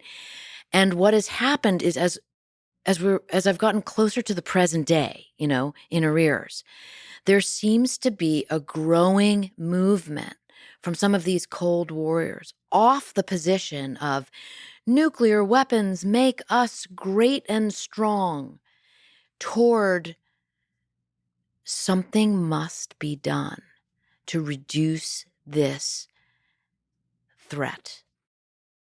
How much do you know, uh, in the same way that you know about the United States? How much do you know about the Russian side? Maybe the Chinese side, uh, India and Pakistan, that all of this, like how their thinking differs, perhaps. Yes. Well, for that, you want to go to the experts, right? So for Russia, for example, um, there's a guy called Pavel Podvig, who is probably the West's top expert on Russian nuclear forces. He works in parallel with the UN. He also studied in Moscow. And he interviewed, so my information comes from him, right? Like you do all the footwork to know what questions to ask, and then you take the very specific questions to him. And I learned from him about how the Russian command and control goes down. And it's very similar to ours because America and Russia have been at sort of nuclear dueling with one another for 75 years now. And so everything we have, they have, right? With the exception of we have a great satellite system and they have a super flawed one. Theirs is called Tundra. And even Pavel Podvig admitted that there are serious flaws in Tundra. The Russian satellite system, for example, can mistake sunlight for flames, can mistake clouds for a nuclear launch. This is a fact, okay? And, what was interesting in interviewing him was also this recent, very, very dangerous shift in Russian nuclear policy, which is this. Many Russian experts will tell you that Russia has always maintained that it never had a launch on warning policy. Now, I don't know if I believe that's true, but I'm just telling you what they say. And this is coming from the generals, the Cold War generals in Soviet Russia, saying, oh, no, we would wait. They were kind of playing the noble warrior. We would wait to absorb a nuclear attack until we launched, okay? So many Americans, experts will tell you that that's just posturing and propaganda. Mm-hmm. But that was their official position. And that changed just 2 years ago when Putin gave a speech. And he said that their position had changed, that they will no longer wait to absorb an attack, that once they learn of, how did he phrase it? He called it like the trajectory of the missiles, right? Which is a way of sort of talking about parity, the same way we see the missile coming over in mid-course. Putin made that same statement and said we would launch. What do you know of the way Putin thinks about nuclear weapons and nuclear war? Is it just something to allude to in a speech, or do you think he contemplates the possibilities of nuclear war? I don't know, but if I had to guess, it would go like this. I would look at his background, and he comes from the intelligence world, right? So my experience in interviewing old timers who've spent decades working for the CIA or even NRO or NSA, I know the way they think from having spent hundreds of hours interviewing them, right? And then I know the way that, military men think, and it's very different, right? So Putin's not a military person per se. He's an intelligence officer. So what would concern me there, if I had to guess about his mindset, has to do with paranoia, right? Most intelligence officers must have a degree of healthy paranoia or they're going to wind up dead, right? And so that's not a great quality to have. You would be more trigger happy, perhaps. So you would be more prone to respond to erroneous signals, and you'd be suspicious. And you can see that now. There's such a, incredible distrust and sort of real conflict between Russia, between its leader and NATO, between its leader and all of the West. And then that is fueled by his closest advisors. Kind of, they seem to be, from the statements they have made that I've read in translation, they seem to be fostering that same idea that, NATO really has it in for Russia. America really has it in. And that is so dangerous and disheartening. and perhaps makes it less likely that the president would pick up the phone and talk to the other president. Or that the close advisors near the president would make that happen. You were talking about the procedure with the football. Is there any concern for cyber attacks, for sort of security concerns of at every level here, false signals, errors, shutting down the channels of communication through cyber attacks, all that kind of stuff? So to answer those questions, I interviewed a number of people, but most specifically General Toohill, who was Obama's cyber chief. And he was actually America's first cyber chief. And the nuclear command and control system, and really the triad, functions on analog systems. It functions on old school systems. If there's not digital interface, you can't hack into it, right? So most of the issues that I raise in the book have to do with what happens to cyber after a nuclear attack, right? Mhm. What happens to cyber in the minutes after a bomb, a nuclear weapon strikes America, and how that impacts the ability for people to communicate with one another. And that's when chaos takes control. Well, let's talk about it.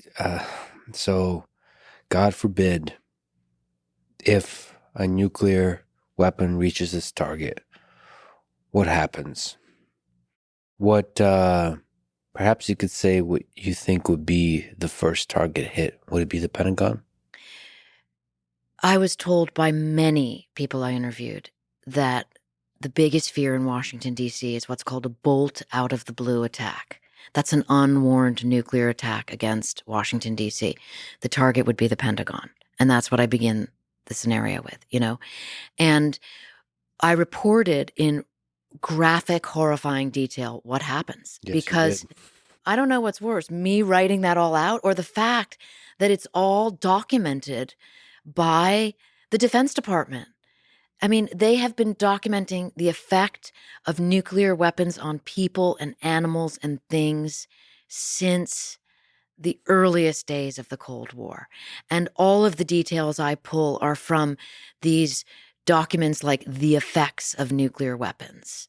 And again, this document was the original information, the original data in this document come from Hiroshima and Nagasaki, right? It was all classified. And then it was built upon by those 200 some odd atmospheric nuclear weapons tests we did.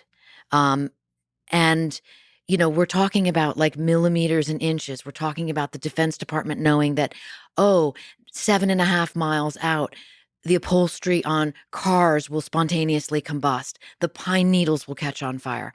They will start more fires. You have all kinds of mayhem and chaos happening based on reported facts from observations. And this is really shocking and grotesque at the same time.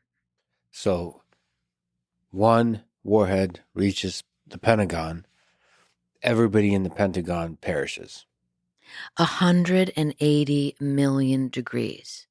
The fireball on a 1 megaton nuclear weapon is 19 football fields of fire. Think about that. Nothing remains. Nothing remains. And there's then a radius where people die immediately, and then there's people that are dead when found, and then there's people that will die slowly. Yes. The centric rings. And again, rings defined by defense scientists. But before that, the bomb goes off. Then there's this blast wave that's like several hundred miles an hour, pushing out like a bulldozer, knocking everything down. Bridges, buildings. I mean, you can read FEMA manuals about what the rubble will be like. You're talking about 30 feet deep rubble as the buildings go over 6, 7, 8, 10 miles out. That speaks nothing of the mega fires that will then ensue. So once all these people die, and third-degree radiation burns, did you even know there was such a thing as fourth-degree radiation burns? Right? We're talking about the wind ripping the skin off people's faces many miles out. And then you have a sucking action, right? Everyone is, or many people are familiar with what the nuclear mushroom cloud looks like, and its stem actually creates, and again, this is from, physicists who advised the Defense Department on this. The sucking up into the nuclear stem, 300-mile-an-hour winds. You're talking about people miles out getting sucked up into that stem. When you see the mushroom cloud, Lex, that is, in a nuclear war, that would be people. Those are like the remnants of people and of things in the cloud. 30, 40-mile wide mushroom cloud blocking out the sun. And that speaks nothing of the radiation poisoning that follows. And then the power grid goes out. Basically, everything we rely on in terms of systems in our way of life goes out. You write, quote, "Those who somehow manage to escape death by the initial blast, shockwave, and firestorm suddenly realize an insidious truth about nuclear war, that they're entirely on their own. Here begins a, quote, fight for food and water." I mean, that is a wake-up call on top of a wake-up call, that we go back to a kind of primitive fight for survival, each on their own. And by the way, those details were given to me by Obama's FEMA director, Craig Fugate, who was in charge of, so FEMA is the agency in America that plans for nuclear war, okay? And what Fugate said to me was, Annie, we plan for asteroid strikes. These are called low probability but high consequence events. And FEMA is the organization that, when there's a hurricane or an earthquake or a flood, FEMA steps in and they do what's called population protection planning, right? They take care of people. And what Fugate told me is after a nuclear strike, after a bolt out of the blue attack, he used those terms, there is no population protection.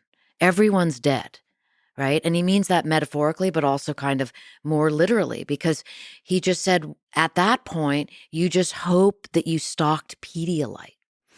What do you think happens to humans? Like, how does human nature manifest itself in such conditions? Do you think like brutality will come out?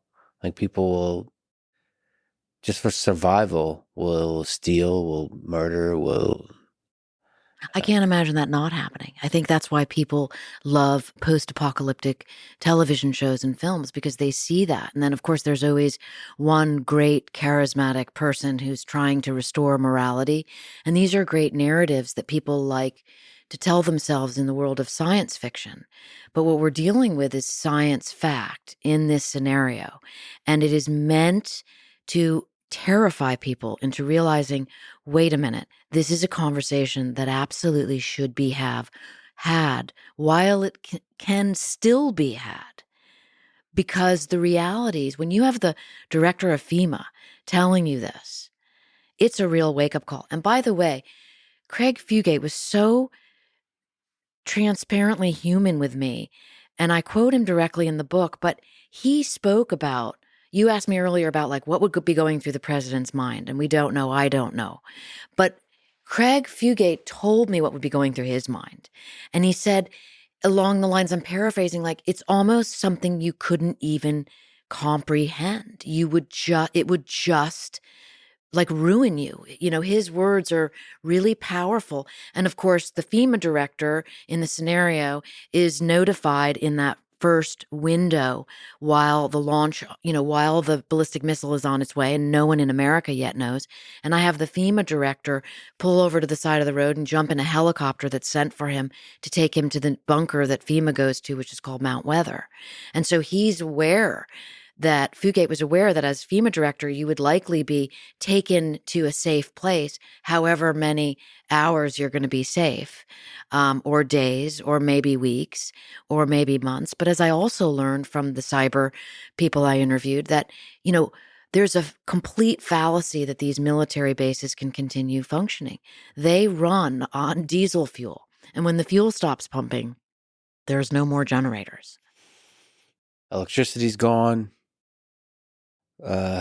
Communication lines are all gone. The food supply, all of it, all the supply chains is gone. It's terrifying. And that's just in the first few days, first few hours. In part 5, you describe the 24 months and beyond after this first hour we've been talking about. So what happens to Earth? Mm-hmm. What happens to humans if a full-on nuclear war happens? So for that, I was super privileged to talk to Professor Brian Toon, who is one of the original 5 authors of the nuclear winter theory. And that theory was published in the early 1980s. One of Professor Toon's professors was Carl Sagan, who is sort of the most famous author of the nuclear winter theory. And, there were all kinds of controversies about it when it came out, including the Defense Department saying it was Soviet propaganda, which it wasn't. And what the nuclear winter authors conceded back in the 80s was that their modeling was just the best it could be based on what they had at the time. And so now flash forward to where we are in 2024 and talking to Professor Toon, who's been working on this issue for all these decades since. He shared with me how the climate models today, with the systems we have, the computer systems, reveal that actually nuclear winter is worse, right? So to answer your questions, the bombs stop falling. In my scenario, 72 minutes after they first launch. The bombs stop falling. And then the mega fires begin. Each nuclear weapon will have, according to the Defense Department, a mega fire that will burn between 100 and 300 square miles. So 1,000 weapons, 1,500 weapons. Think about those mega fires. Everything is burning. Forests, cities. Think about the pyrotoxins in all the cities, high rises burning. And all of this soot gets lofted into the air. According to Toon, some 300 billion pounds of soot. And what happens? It blocks out the sun. And without sun, we have nuclear winter. We have a situation whereby ice sheets form. You're talking about bodies of water in places like Iowa being frozen for 10 years. So temperature drops. Temperature plummets, right? And there are all kinds of papers that have been written about this using modern systems. And the numbers vary, but the bottom line is agriculture fails. Foods obviously dies. So the agriculture system completely shuts down. So the food sources shut down.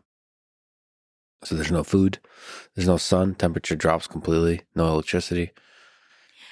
And we haven't even spoken of radiation poisoning because, the radiation poisoning kills many people in the aftermath of the nuclear exchange. But after the nuclear freeze ends, after nuclear winter, after the sun starts to come back, let's say 8, 9, 10 years, now you have no ozone layer, or you have a severely depleted ozone layer. And so the sun's rays are now poisonous. So you have people living underground. And you have this great thawing. And with that great thawing comes pathogens and plague.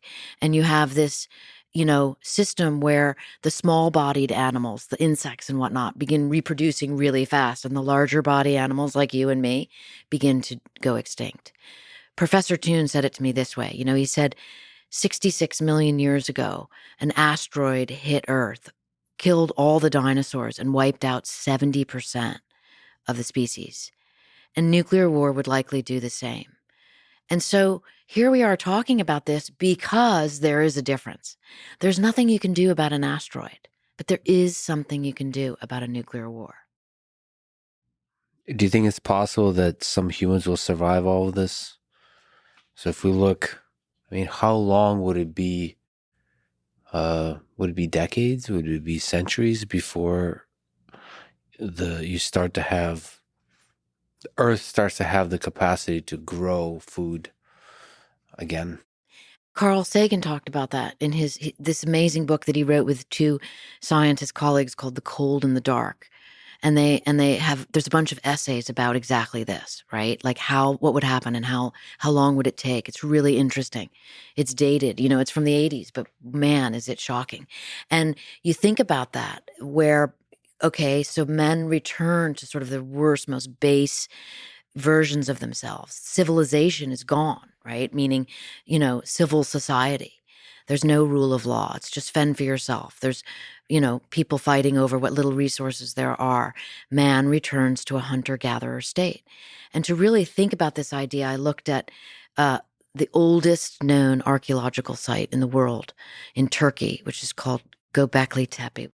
And it's really fascinating to me because I interviewed one of the two archaeologists who first found this site in the early 90s. And the lead archaeologist was a guy named Klaus Schmidt, and Michael Morsch was the young graduate student who was with him. And Morsch's description of like coming upon this like rumored to be site. There was something called a wishing tree on the site, which I just found so human and perfect, that it was this magical place and it was locatable because there was a wishing tree on a hill, and it's where people went to wish and to hope that their wishes came true. I mean, how human is that, right? And that is where beneath the wishing tree, kind of like in the shadow of the wishing tree, there was a tep, which is a hill. And beneath that, there is the oldest known civilization in the world. 12,000 years ago, a group of hunter-gatherers built this site. Why, we don't know.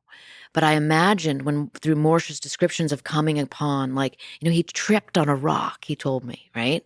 He tripped over a stone that turned out to be the top part of a 12,000-year-old sculpted man, giant pillar, right? And he talked about coming upon that. And then no one knows really what Göbekli Tepe was for. And that makes my mind try and answer the question you asked me internally, right? Just as like a human who's here on Earth for the amount of time I'm here. Like, if there were a nuclear war, what would it be like? What would it be like when someone in the future, would we become archaeologists one day? Would civilization rebuild? Would we develop computers? Who knows? It's interesting to think about. I hope we never have to. What would we remember about this time? Right. It is terrifying to think that most of it will be forgotten. Everything we kind of assume will not be forgotten. We think maybe some of the technological developments will be forgotten, but we assume like some of history won't be forgotten. But realistically, especially us descending into primitive survival, probably everything since the industrial age will be forgotten. Like everything. Maybe some religious ideas will persist. Some stories and myths will persist. But like all the wisdom we've gathered, higher level sort of technological wisdom would be gone. Like that's terrifying to think about. And like maybe even as you touch on, the very fact of nuclear war might be forgotten. Like the lessons of nuclear war might be forgotten. That there are these weapons, sort of the obvious elephant in the room would be one of the things that's completely forgotten or becomes so vague in the recollection of humans that our understanding will change. It's almost as if a god descended on Earth and destroyed everything. Maybe that's how it will persist. Sort of like mythological interpretation of what nuclear weapons are. That's terrifying because then it could repeat again. Mm-hmm. But I think for me, the idea of what is buried becomes very interesting and very human, and in a strange way optimistic and positive, because if you can visualize that wishing tree, and I have a picture of it in the book from one of the archaeologists who work on that, right? You think, what were they wishing for, right? And then you think of your own self, what do I wish for in this world, right? Because I do think all things come from what happens, metaphorically around the dinner table, right? Like what people put their eyes on becomes interesting and expands what people talk about. And ultimately, when you think about the long arc of time in human civilization, it does kind of make you want to communicate more with your enemies, with your adversaries. And, I think about the quote, what Einstein is said to have said, which is that he was asked what weapons World War III would be fought with. And he said, I don't know, but I know that World War IV will be fought with sticks and stones. Let me ask you about the Great Filter. When you look out into our galaxy, into our universe, look up at the sky, do you think there's other alien civilizations that are contending with some similar questions? And perhaps the reason we have not definitively seen alien civilizations is because the others have failed to find a solution to this great filter, something like nuclear weapons. I'm not sure. I'm going to have to think about that question. But what does come to mind is an answer that was given to me similarly, right? By by Ed Mitchell, who went to the moon, right? And he was the sixth man to walk on the moon. And so his opinion, I think, might count a little more than mine on that subject because his lens is so much greater, right? And Mitchell was vilified when he got back from the moon because it became known that he believed in things like extrasensory perception and this kind of mystical, metaphysical way of looking at the world. And he really suffered from that. I mean, he was ridiculed and he lost a lot of his career and his friends. But what he said to me in our interview about his trip home from the moon answers that great filter question, I think, in a way I might want to adopt, right? Which is this, that he said that as they were returning from the moon to Earth, he looked down at the Earth and I'm paraphrasing him. I write all this in Phenomena, an earlier book, but the paraphrasing is that he looked down from the Earth and it was 1971 and he thought about all the conflict going on down below, particularly the Vietnam War, where many of his friends were. And then he looked behind him into the great, vast galaxy. And he had a moment, he says, that was like an epiphany, like not a near-death experience, but a sort of near-life experience, right? Where he believed that the human consciousness, which is where so much of this thoughtfulness about metaphysics and ESP perhaps come from. Mitchell's theory was that human consciousness, the way to understand it had something to do with realizing that man's inner life and man's outer life are deeply connected in the same way that man is connected to the galaxy. And he said it much more eloquently, but you kind of get the idea that, and I think it's why humans have always loved to look up, right?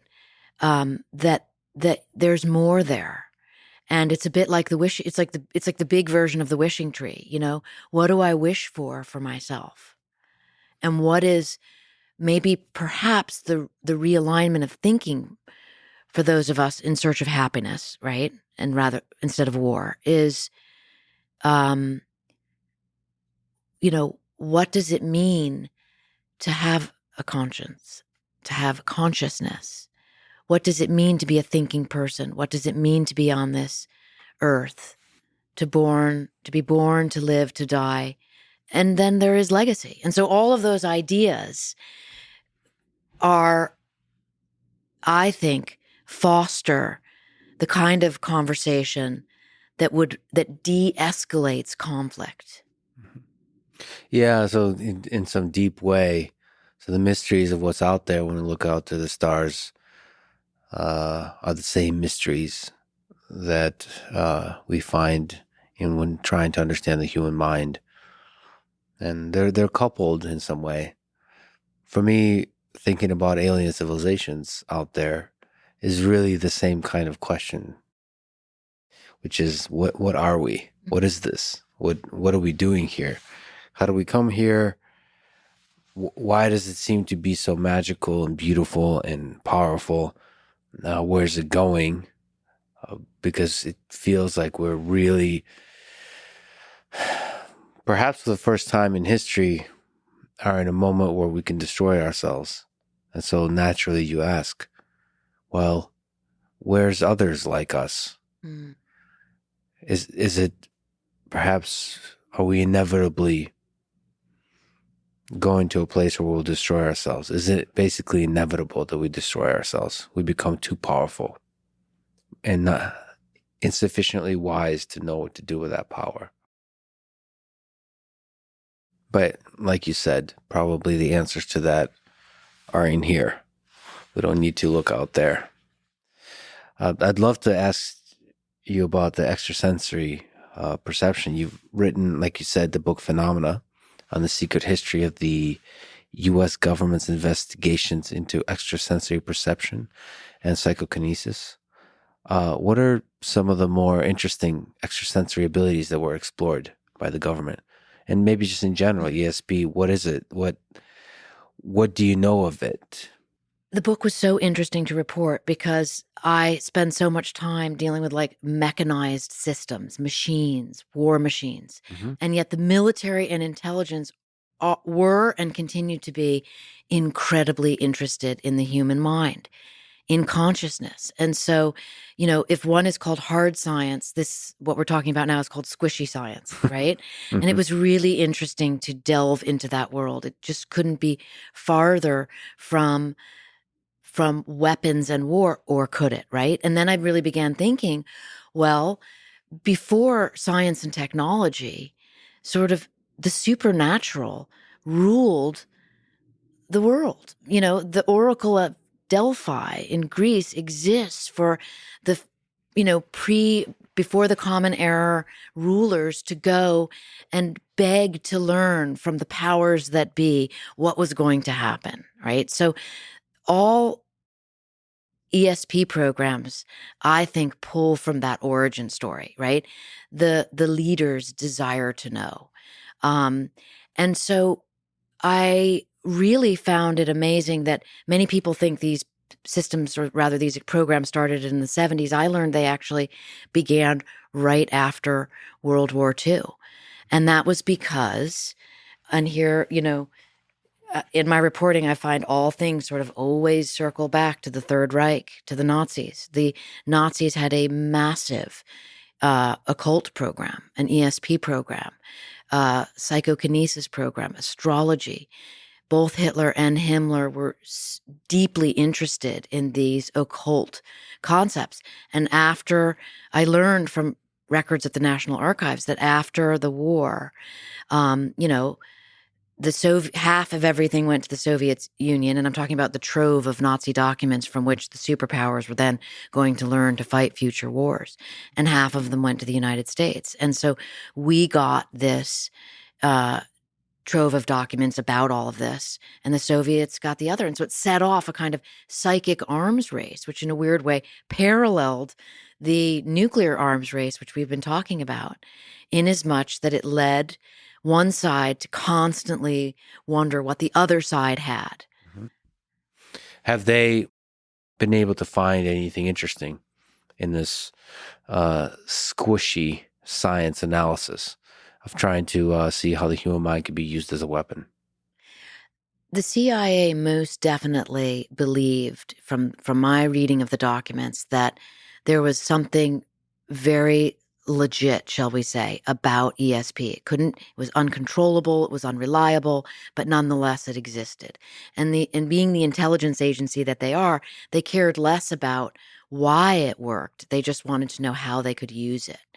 And then it got into all kinds of elements of placebo effect and this, and when the military stepped in and got involved in the programs, that was a complete disaster, in my opinion, because the military needs to control everything in a mechanized, systematic way. And so they started, for example, teaching people to be psychic, which is a really, really, really bad idea. I mean, and flash forward to where we are today, these programs still exist. There's a Navy program which is working on, based on a lot of data that came back from the war on terror, with certain soldiers knowing, wait, don't walk down that path. There is an IED there. Mm-hmm. And they call this the Spidey sense. And they actually have a program that works from this. So these things never go away. They kind of circle around in terms of, being made fun of and then taken seriously, and a little of this and of that. My biggest takeaway from writing that book was a quote that I referenced in the beginning, which is the Thomas theorem. And it says, if men define situations as real, they are real in their consequences. Yeah. I mean, placebo, as you've mentioned, is a fascinating concept. By the way, a short plug. I started listening to it. Andrew Huberman just released a podcast on placebo, the placebo effect. Does he know the origin story of placebo? We'll have to ask him. We'll have to ask him. Are you ready for this? Yes. CIA. Okay. And not only that, I can tell you that Dr. Henry Beecher, Mm-hmm. Harvard, I think he was also at MIT for a bit. He came up with that term, and you might even say for the CIA. Does that trouble you that so much of this is coming from the CIA first? You mean the placebo concept, or the placebo concept, but a lot of the sort of scientific investigations? Listen, I have such mixed feelings about the CIA, as one should. I think you should have mixed feelings about anything that you cover as a reporter or as a human, because, and maybe change that from mixed to, conflicting, right? Because there are really positive elements of every organization within the federal government. I mean, my first learning about the CIA came from the work I did on the Area 51 book about their aerial reconnaissance programs, which were set up, again, to prevent World War III, right? Mm-hmm. Nuclear World War III. It was this idea that information was king. The U-2 spy plane was developed out at Area 51. And I interviewed Hervey Stockman, the first man to fly over the Soviet Union in a U-2, gathered all this intelligence, prevented wars. Later, I wrote a book about the CIA's paramilitary, Mm-hmm. surprise, kill, vanish. So just when I was thinking, wow, the CIA is doing all this amazing, non-kinetic activity with aerial reconnaissance, then you learn about their kill programs, and that's a whole different set of issues. It turns out, as you write in that book, that the CIA assassinates people sometimes, and we'll talk about it. But anyway, like you said, conflicting feelings. Mm-hmm. I mean, I work with sources to report my books. And so put yourself in my shoes, right? I interview for dozens or hundreds of hours, my primary sources. In the case of the Surprise Kill Vanish book, I traveled with Billy Waugh, the longest serving CIA operator, back to the scene of the crime, back to the battle. We went to Hanoi, we went to Havana. And you really get to know someone. And that's when I say conflicting. I work with sources on a real trust basis, right? And sometimes people will tell me things. They'll say, Annie, this is off the record. This is for you to know about me on deep background, because I want you to know who I am. And that's powerful. And a lot of times it's personal, right? It's personal. It's about their personal life. And they don't want that. And it isn't apropos to what I'm writing about, but I need to know that. And that's where it gets conflicted, because in a good way, because you realize where we're all such creatures of our personal lives, right? So you have a professional life where your national security are in your hands. Mm-hmm. I don't know what that is like. I wonder if you could just speak to that. You've interviewed so many powerful people, so many fascinating people. And as you've spoken about, trust is fundamental to that. So they open up and really Mm-hmm. show you into their world. What does it take to do that? I think willingness. We were talking about trust earlier. Like, you have to trust that I have to trust that there's a reason I find myself in a certain situation, right? Otherwise, it would just be a constant, doubt paradox, right? Why am I here? What am I doing? And so I trust that I'm going to learn something of value. And so I'm willing to listen. I really am willing to listen, right? Because, and so far, it's always proven, the expectations I might have going into something are dwarfed by the outcome because people are so interesting. And because the people that I interview, because I write about war and weapons and national security and government secrets, and the people I interview are at the heart of all of this. I mean, they are really capable people, intellectually brilliant, physically capable. They go so far out on the limb to do their jobs. And by the way, the reason they're talking to me is because they're still alive. And so many of their colleagues are dead. So it gives them also a wisdom about, life, about sacrifice, not in cliched sort of nationalistic, jingoistic terms whatsoever.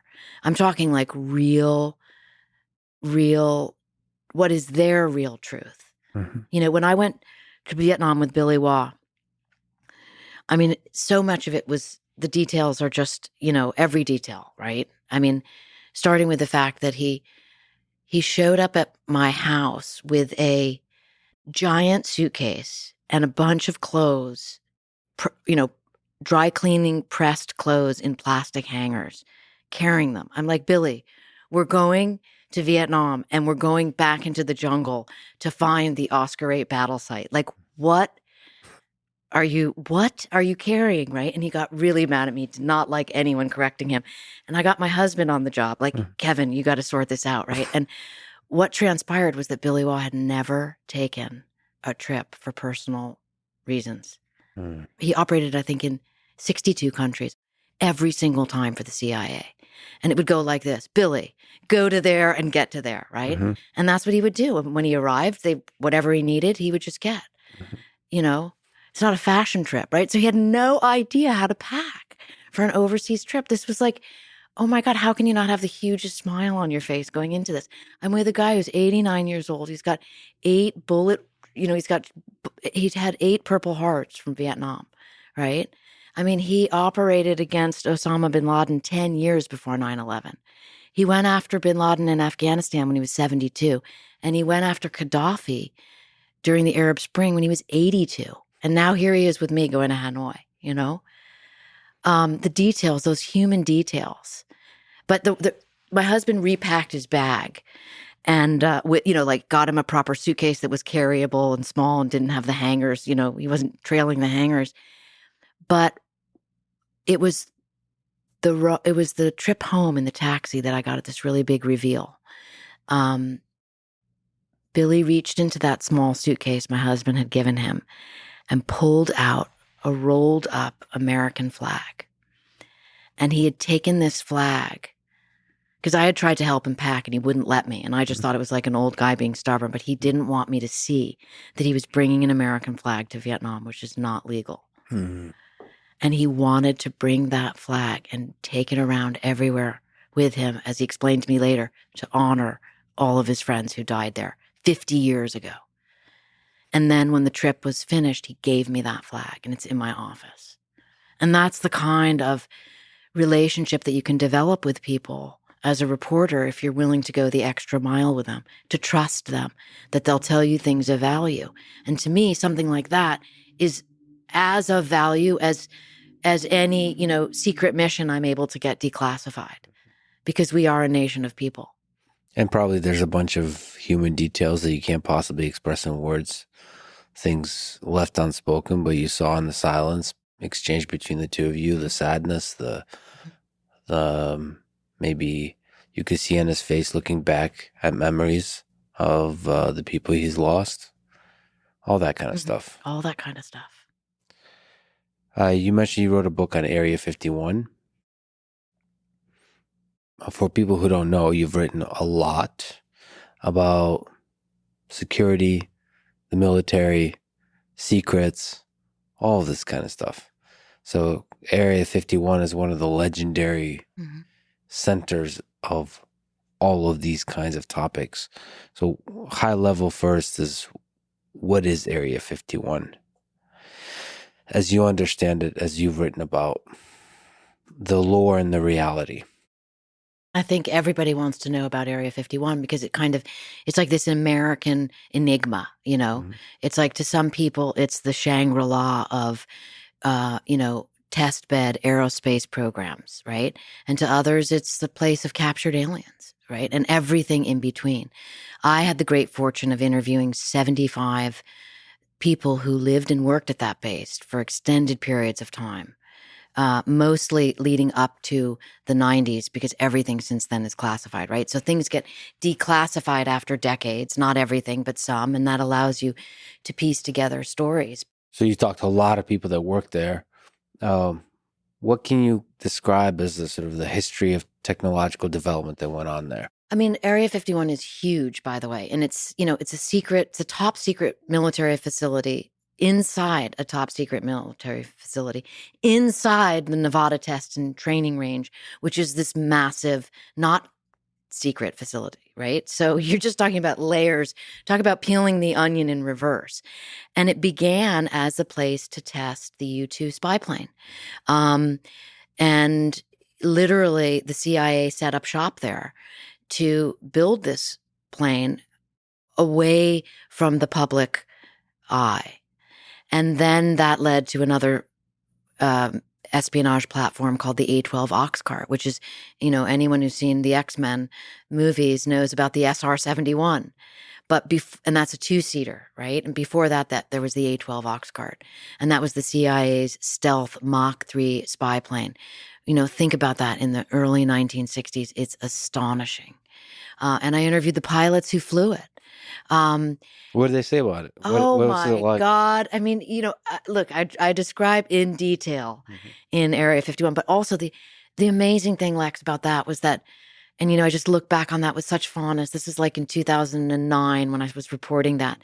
And many of the guys who were in their 80s and 90s were World War II heroes, like serious World War II heroes, like Colonel Slater, who was the commander of Area 51. He flew the U-2 on the missions called the Black Cat missions over China in the early 1960s to see about their Lop Nor nuclear facility, right? So all of these things tie in when you're reporting on military and intelligence programs. But that these guys had been World War II heroes and then were given this cushy job out at Area 51, and it just came with all these perks. Colonel Slater told me this one perk I just love so much.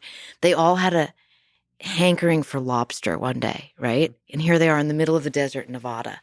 And they have these really fast planes, and they literally called, like they arranged, they didn't take the Oxcart out for that one, but they got some lobsters from Massachusetts, like delivered to them in like record time. They didn't even need to put them on ice, And again, those are these details where you're like, thank God, at least for me, thank God I got these details. These guys are all past now. Yeah. So there's a lot of incredible technological work going on there. So the legend, the lore, like you said, aliens. Were there ever aliens in Area 51, as you understand it? So I've interviewed hundreds of people that worked there in not just at Area 51, but in all the different national security and military intelligence and intelligence programs. And I personally have no reason to believe that aliens have ever visited Earth. That's just me personally. Visited Earth, period. I have no information that causes me to conclude that's the case. Now, with that said, many of the primary players in this present day, there are aliens among us narrative, are in my phenomena book. I continue to communicate with a lot of these people. I'm talking about astrophysicists who fundamentally believe that there are aliens among us. right? So we beg to differ on that issue. But for you, in terms of doing research on government agencies that do top secret military work, I mean, they would know, right? So you have interviewed a lot of people that have, at every layer of the onion, you don't have you don't see evidence or a reason to believe that there was ever aliens or UFOs captured from out of this world. That is correct. And even perhaps more important, and perhaps this colors my thinking, but I am uniquely familiar with disinformation programs put forth by the CIA, or the agency as it's called by insiders, right?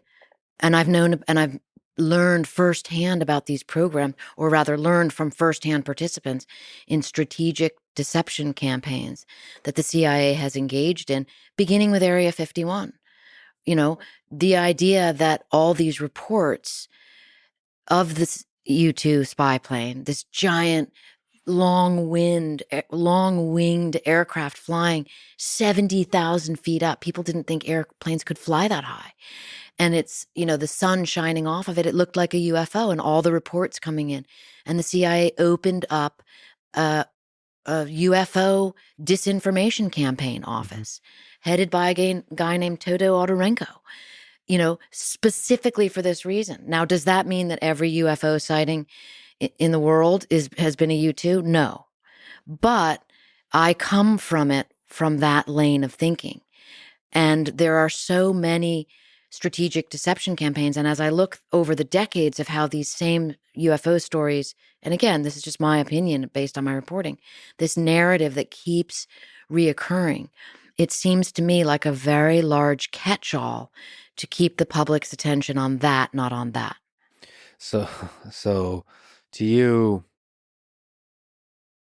like sexy stories like UFOs are going to be leveraged by the CIA for strategic deception.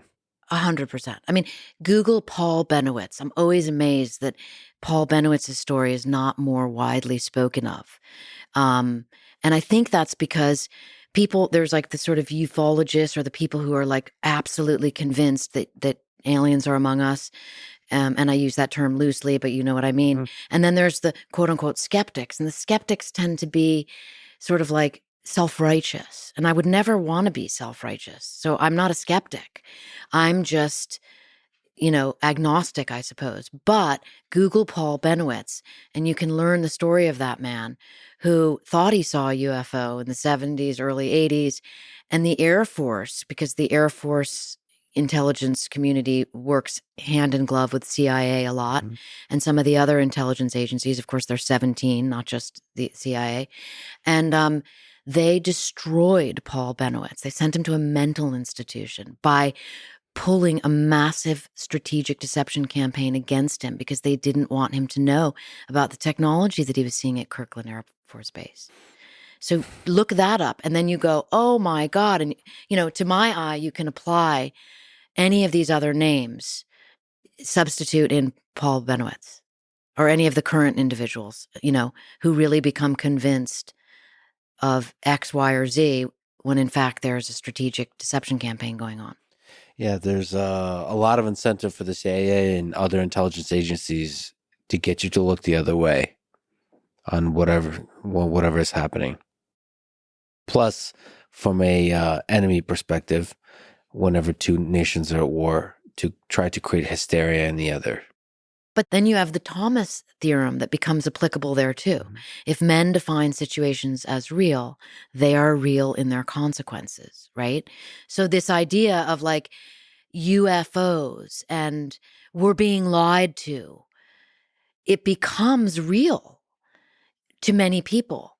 And then that creates a whole subset of problems, to the point where things are spiraling out of control. And there is no center anymore, right? So a lot of people that are briefed on programs maybe aren't even aware of their position within a greater campaign. Or I'm wrong and there are aliens among us. Right. So, I appreciate the possibility of acknowledging that you might be wrong. Uh, from everything you know about the U.S. government, if there was an alien spacecraft, like, what do you think would happen? Would they be able to hold on to those secrets for, decades? Like, would they want to hold on to those secrets? Like, what would they do? What's your sense?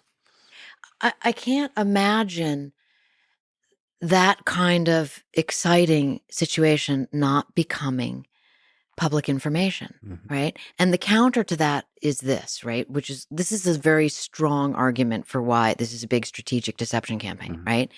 Think about the Defense Department and think about how jealously they guard its airspace, right?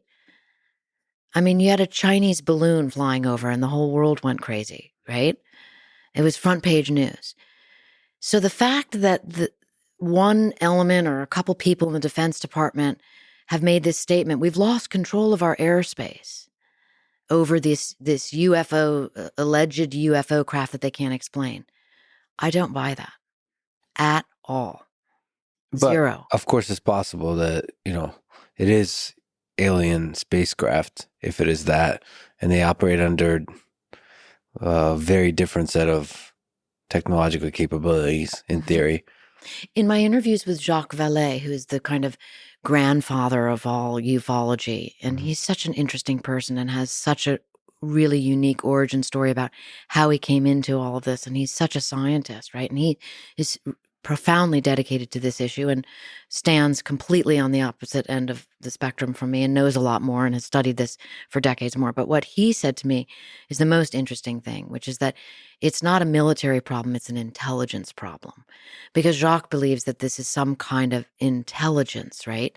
Which really, the closest I can do to wrapping my head around that takes me to consciousness, right? The idea of what is consciousness. And I think that's where it becomes very interesting. I think the government is hiding bodies and crafts is very Paul Benowitz. Read it. Google it, look Yeah. into it, right? Yeah. I think this kind of flying saucer thing is a trivialization of what kind of, if there's alien civilizations out there. Trivialization. That's a great word. Trivialization. I agree with you. I tend to believe that there's like a very large number of alien civilizations out there, and I believe we would have trouble comprehending what that even looks like Hmm. were they to visit. I tend to believe they are already here or have visited, and we're too dumb to understand what that even means. Mm-hmm. And they certainly would not appear as um, flying objects that defy gravity for brief moments of time on a low resolution video. I tend to have humility about all this kind of stuff. But I think radical humility is required to even like open your eyes to what an alien intelligence would actually Mm-hmm. look like. And to me, it's beyond military applications. It's like the basic human question of like, what is even this thing? Like you mentioned, consciousness that's going on. Like, where's this come from? Mm-hmm. Why is it so powerful? Is it unique in the universe? I tend to believe not. Of course, I hang out a bunch with other folks like Elon who believe we are alone. But I think that belief, just like you said, has power because it actually manifests itself in reality. So if you believe that we're alone in this universe, that's a great motivator to build rockets and become multiplanetary and save ourselves, especially in the case of nuclear war. Because otherwise, whatever this special sauce, this flame of consciousness, will go out if we destroy ourselves on this earth. And for people like Elon, it's too high of a probability that we destroy ourselves on Earth, not to try to become multiplanetary. In your book on Area 51, you propose an explanation that I think some people have criticized at the very end. That this might have been a disinformation campaign from, I guess, Stalin, that the Roswell incident was a remotely piloted plane with a, quote, grotesque child-sized aviator. Just looking back at all that now, years later, what's the probability that it's true? What's the probability it's not? So I've never revealed who that source is. Yes. Did you know that? I know. You want me to tell you? What the source? Yeah. Okay, who's the source? So before I say anything on that, let me speak to the question that you asked, right? So you asked me, what's the probability that that is still standing as an idea 12, 13, 14 years later, right? So I continued to work with that source for years afterwards. We talked about this. Look, I mean, his whole family knew it was him. And I knew his family because I was an integral part of, I was at his house, met all his kids, grandkids.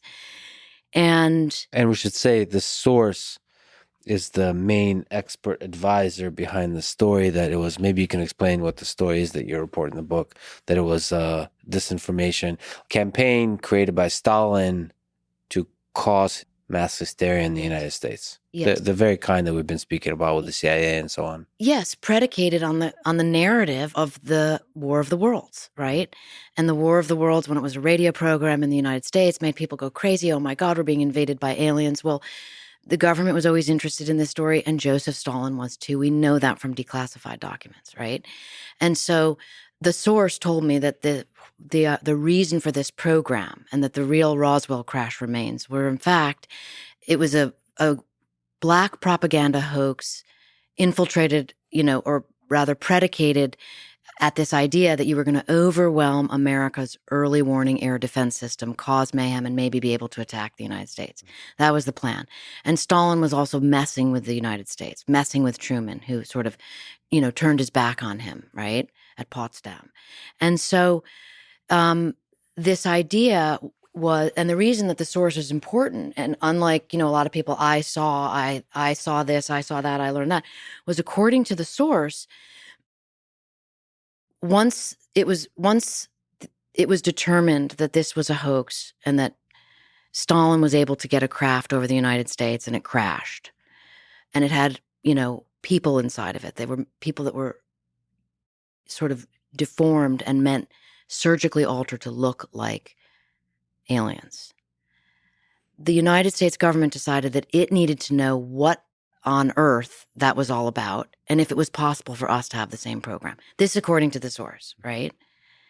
And so it sounds preposterous. And if it was just someone saying, you might say, well, it's ridiculous, tell me, and get them onto another subject. But the difference is this source, who is very well placed and friends with all of the other 75 people, told me this as a confession, right? A real tearful confession, because what he said is he was involved in the American program to do the same thing. And people died because there were human experiments that went on. And I write about this in the last 12 pages of Area 51. It was an explosive, revelation. And I felt very confident in writing this because the source wanted it written. Why? Because he said, I'm dedicated to my country. I know about being committed to national security. And this kind of thing must never happen. And if you give people too much power, they will take advantage of it. And he wanted it on the record. And his wife of 60 years did not know until after the book published, nor did his children, okay? So after the book published, I was called to his house and sat there with his family. And they said, tell us this isn't true. And he said, it is true, right? Now that source is Al O'Donnell, who is the nuclear weapons engineer who armed, wired, and fired 186 nuclear weapons. Okay? So if you want to talk about someone, you're the first person I've told that on the record, but it's kind of about time. Wow. Well, you received a lot of criticism over this story, and it confused me. Why? Because it's, given the context of everything you've described with the CIA and other intelligence agencies, it is reasonable that such an action would be taken. And the source is extraordinarily credible, right? If you wanted to take the position, well, that person isn't very reliable, then you have to ask yourself, why did they have top secret clearances that are higher than any in the United States whatsoever, because he was responsible for arming nuclear bombs. He was called the trigger man. And by the way, he told me that I could tell the world who he was. There's a lot of details that are really dark involving that program. And when is it appropriate, right? Well, it feels appropriate now, first of all, because you and I have been talking for several hours. So this is what is truly a long form conversation. And it's the outcome of, a very long time of my reporting, and also being judicious about what, closing the loop on that, right? Because I do think it's important for people to know that sources have revelations. And like you said, the programs, both on the Soviet side and the American side, conflicting, I think is the term we used previously, ethically, morally, on all fronts. People have done some horrible things in the name of security. In your book, Surprise, Kill, Vanish, you write about the CIA and the so-called president's third option. It turns out, so first of all, first option being diplomacy, and second option being war. So when diplomacy is inadequate and war is a terrible idea, we'll go to the third option. And this third option is about covert action, and it's about assassination. So how much of that does the CIA do? That is open to debate. We know from the historical record that the CIA was heavily involved in assassination during the Cold War. That's non-negotiable. Even the names of the programs that were assigned to perform assassinations are fascinating and now declassified. Like Eisenhower's, for example, was the Health Alteration Committee. Well, right? At least they have a sense of humor to this dark topic. Then the more modern names are targeted killing, right? Executive action, targeted killing, right? I mean, drone striking is essentially assassination. And, people jump up and down and say that's not true. Well, I spent quite a long time interviewing the CIA's lead counsel, John Rizzo. He died recently. But Rizzo was very forthcoming with me, of course, never sharing classified information, but going up to the edge of what can legally be known. Rizzo was thrown under the bus by sort of the general public he was the fall guy for the torture campaign. The CIA calls it enhanced interrogation. And so Rizzo had this long career. He began working under the Carter administration, right? And was responsible for the torture memos, was responsible for legally making sure the president's ass was covered, and then got thrown under the bus. And so he was very forthcoming, not in a bitter way, but in a very earnest way about a lot of how these programs are made to be legal, because if the president of the United States says they're legal, they're legal. Executive Order 12333, it says we don't assassinate, but it can be overwritten by another order. That's straight out of Rizzo's mouth, right? Also really important to keep in mind is that the military operates under what's called Title 50. It's part of the National Security Code that gives rules and et cetera, how you must behave in a war theater. Well, the CIA is under no such rules. It operates under what's called Title 50.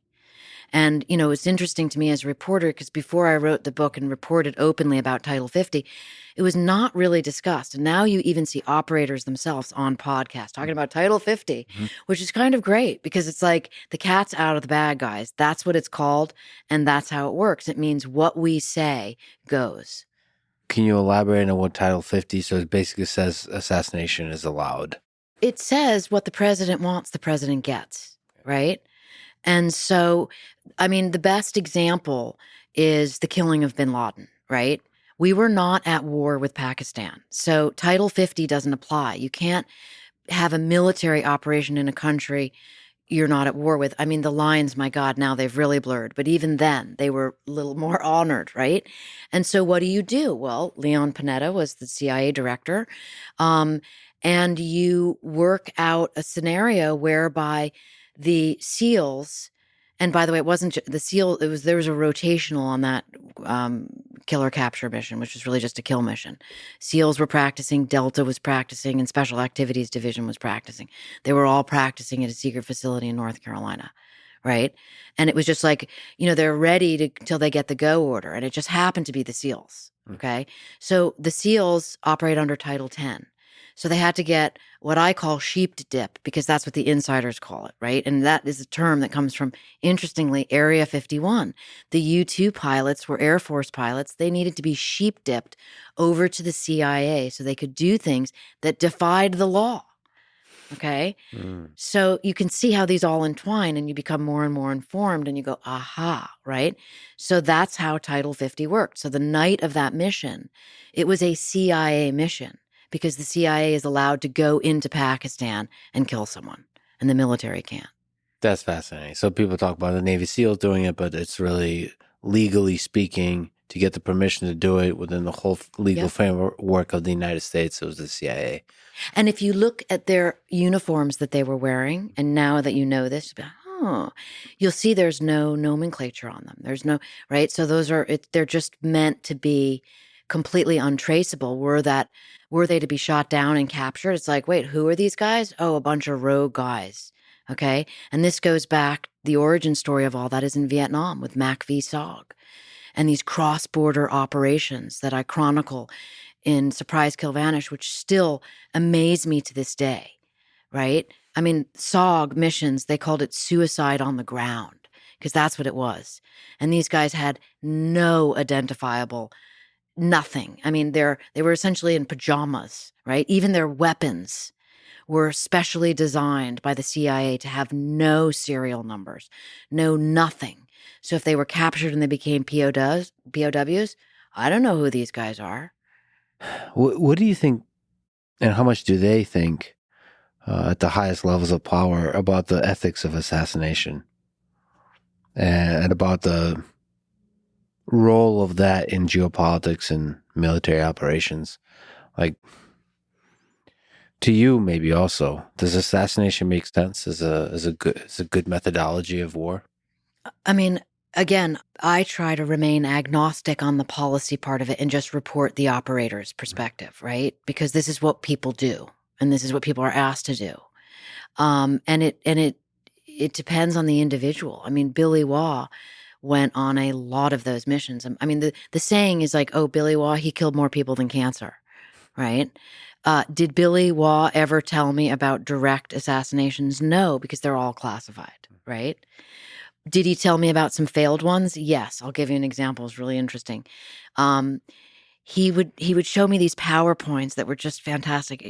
Late in his life, he was constantly being asked to go up to Fort Bragg and lecture to the young soldiers, and everybody loved him, and he would drive all night to get there, and he would create these PowerPoints, and then he would show me the PowerPoints, and he would all unclassified. But at one point, when Hugo Chavez was in power, Billy Waugh was kind of asked, that's how it works, of like, if you had to think about doing something, what would it look like? Let's just say hypothetically. So he took me through this PowerPoint that never happened, whereby he and a group of operators, agency operators, were going to halo jump in to the palace and grab Chavez and probably kill him because he wouldn't allow himself to be captured.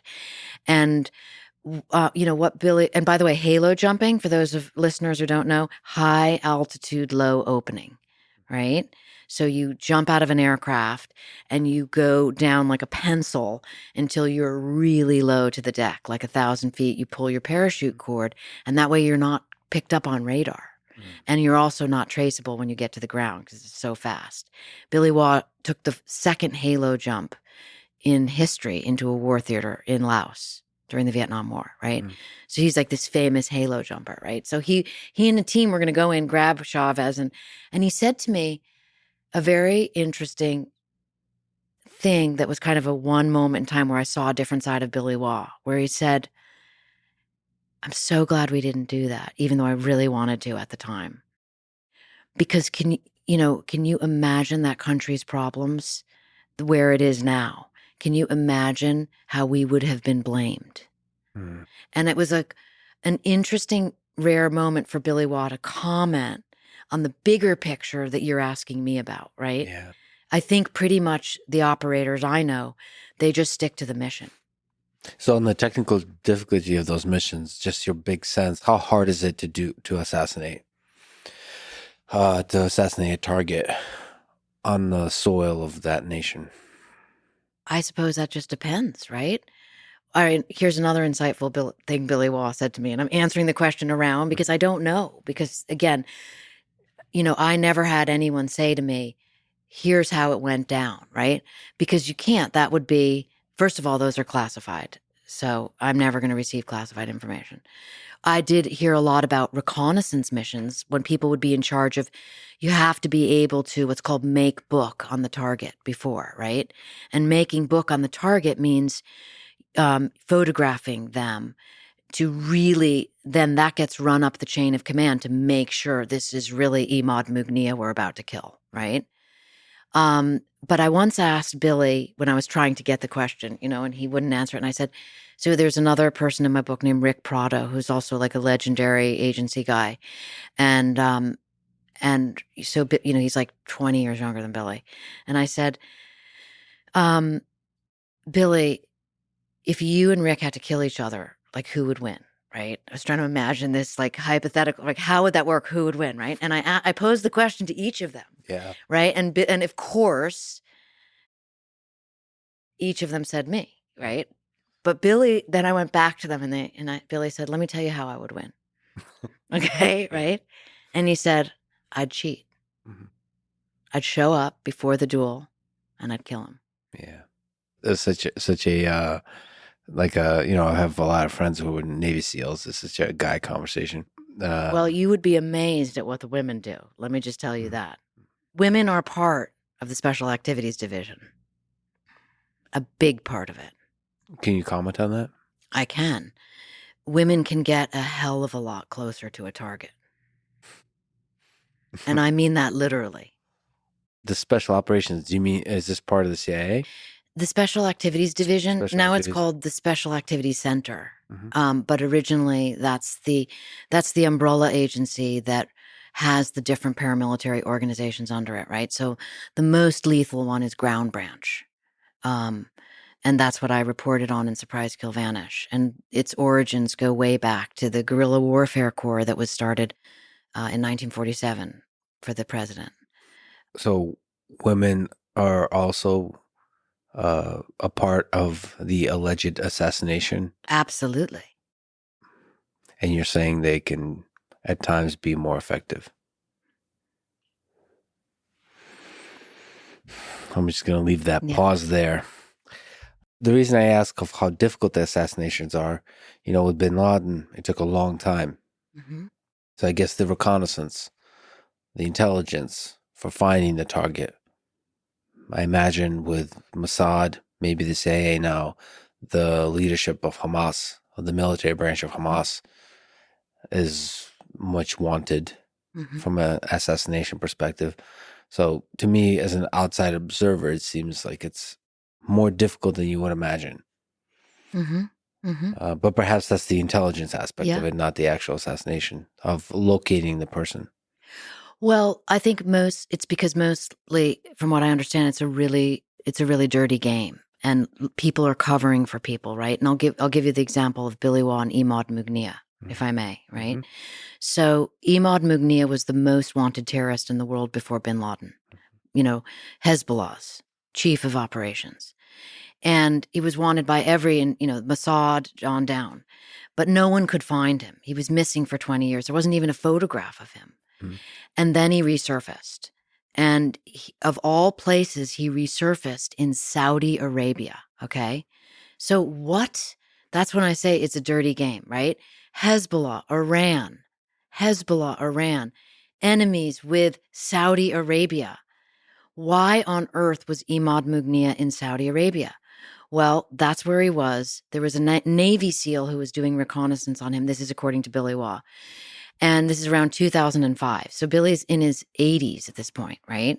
Late 70s, 80s. And he gets word that the SEAL who's been tracking Mugnia to get photographs of him, to give the photographs to Mossad and CIA so they can do a joint operation to kill him, which they did with a car bomb in Damascus. That's the end of the story, right? But how we got there was we needed, the CIA needed confirmation. You can't kill the wrong person. So the SEAL panicked, according to Billy Waugh, and was just like, I'm out of here. This is too dangerous. And I do not want to wind up in a Saudi prison. So who do you send in? Billy Waugh, right? He shows up. He's there for 24 hours. He knows where Mugnia lives from the SEAL. He positions himself in a cafe across the street, which is run by Sudanese men. And of course, Waugh speaks some Sudanese because he operated in Sudan, right? And he's shooting the shit with him by his own words. He had the most foul mouth. It was just absolutely delightful to listen to. And then in between him and Mugnia's house is a dumpster. And Billy Waugh, being Billy Waugh, who will go to any lengths to do the job, decides to conduct reconnaissance from inside the dumpster. And that is where he is when he takes the picture of Imad Mugnia living so comfortably in Saudi that Mugnia, according to Billy, came out of his apartment building with dry cleaner plastic bag hangers over his shoulder. That's how comfortable he lived there. It was his neighborhood. Click, click, click. Billy Waugh takes the photographs, runs them to the CIA headquarters in Saudi at the embassy. Oh my God, it's Mugnia. Get the hell out of here. He gets to the airport, he leaves. Those photographs get sent to the agency, and then they do the operation with Mossad, and Mugnia's dead. Now, the truth about that being a co-CIA mission was not reported for many years after the fact. It was originally, Mossad took credit, as the CIA often likes to just give other people credit. They just want the job done. Well, speaking of Mossad, what, in your understanding of all the intelligence agencies, what are the strengths and weaknesses of the different intelligence agencies out there? CIA, Mossad, MI6, SVR, and FSB, and the Chinese intelligence, all this kind of stuff. Is there some interesting differences, insights that you have from all your studying of CIA? That's a really interesting question. I don't know. And here's why. It's because I've never interviewed any intelligence officer with those other agencies, right? I've interviewed a couple people with Shin Bet in Israel. But until I speak to an actual source whose job it was, I don't know. And so the information that I'm getting is based on perception of others, which one would think would be deeply clouded by the idea that America's the greatest. Right. Right. Right. We're better than them, you know? Yes. Well, actually, the fascinating thing is, because you've spoken to a lot of people about the CIA, how do you know they're telling the truth? Like, how do you, and this actually probably applies generally to your interviews with very secretive people. How do you get past the bullshit? Like, well, that's just like multiple sourcing, right? So you find the story out, and then you go to the National Archives and you find the operation, and then you learn all about this, and then you interview other people who were there, and you put the story together to the best of your ability, and you make very specific choices with, quote, so-and-so said, end quote, said so-and-so, right? And very rarely do I report on a single source, as I did in the end of Area 51. And then it says, essentially, look, dear reader, this is what the source told me. I have no way of corroborating it. This is legit, and here it is. So that's an area to make your reader comfortable with the information that they're being given. And then in all of my books, whether they're 300 or 400 pages, there's always 100 pages of notes at the end. So you can see all the sourcing, and you can begin to get an understanding of how journalism in the national security world works. And also, great opportunity for me to say, I'm often standing on the shoulders of journalists before me who did an incredible job digging into something and being able to report what they knew. Often the books are 10, 20, 30 years old. And so much more has come to light since. And I also would just like to say that I appreciate that you said, great question. I don't know. Not enough people say, I don't know, and that's a sign of a great journalist. But speaking about things you might not know about, Mhm. let me ask you about something going on currently.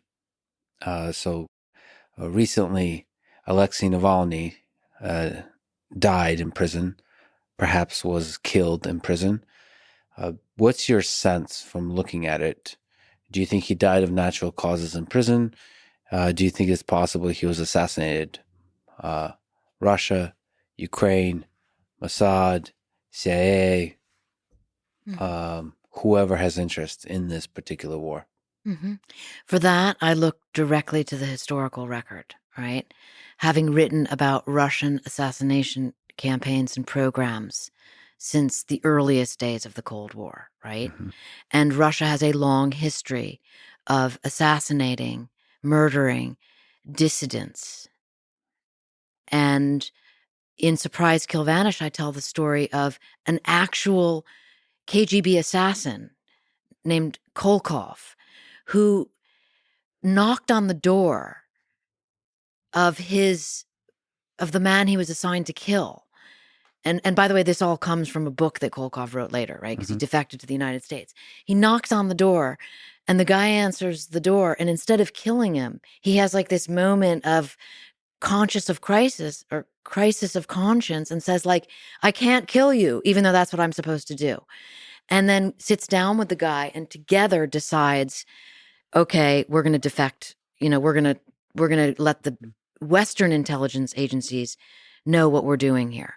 And the CIA got involved. But Russian assassins were able to poison Kolkov with polonium.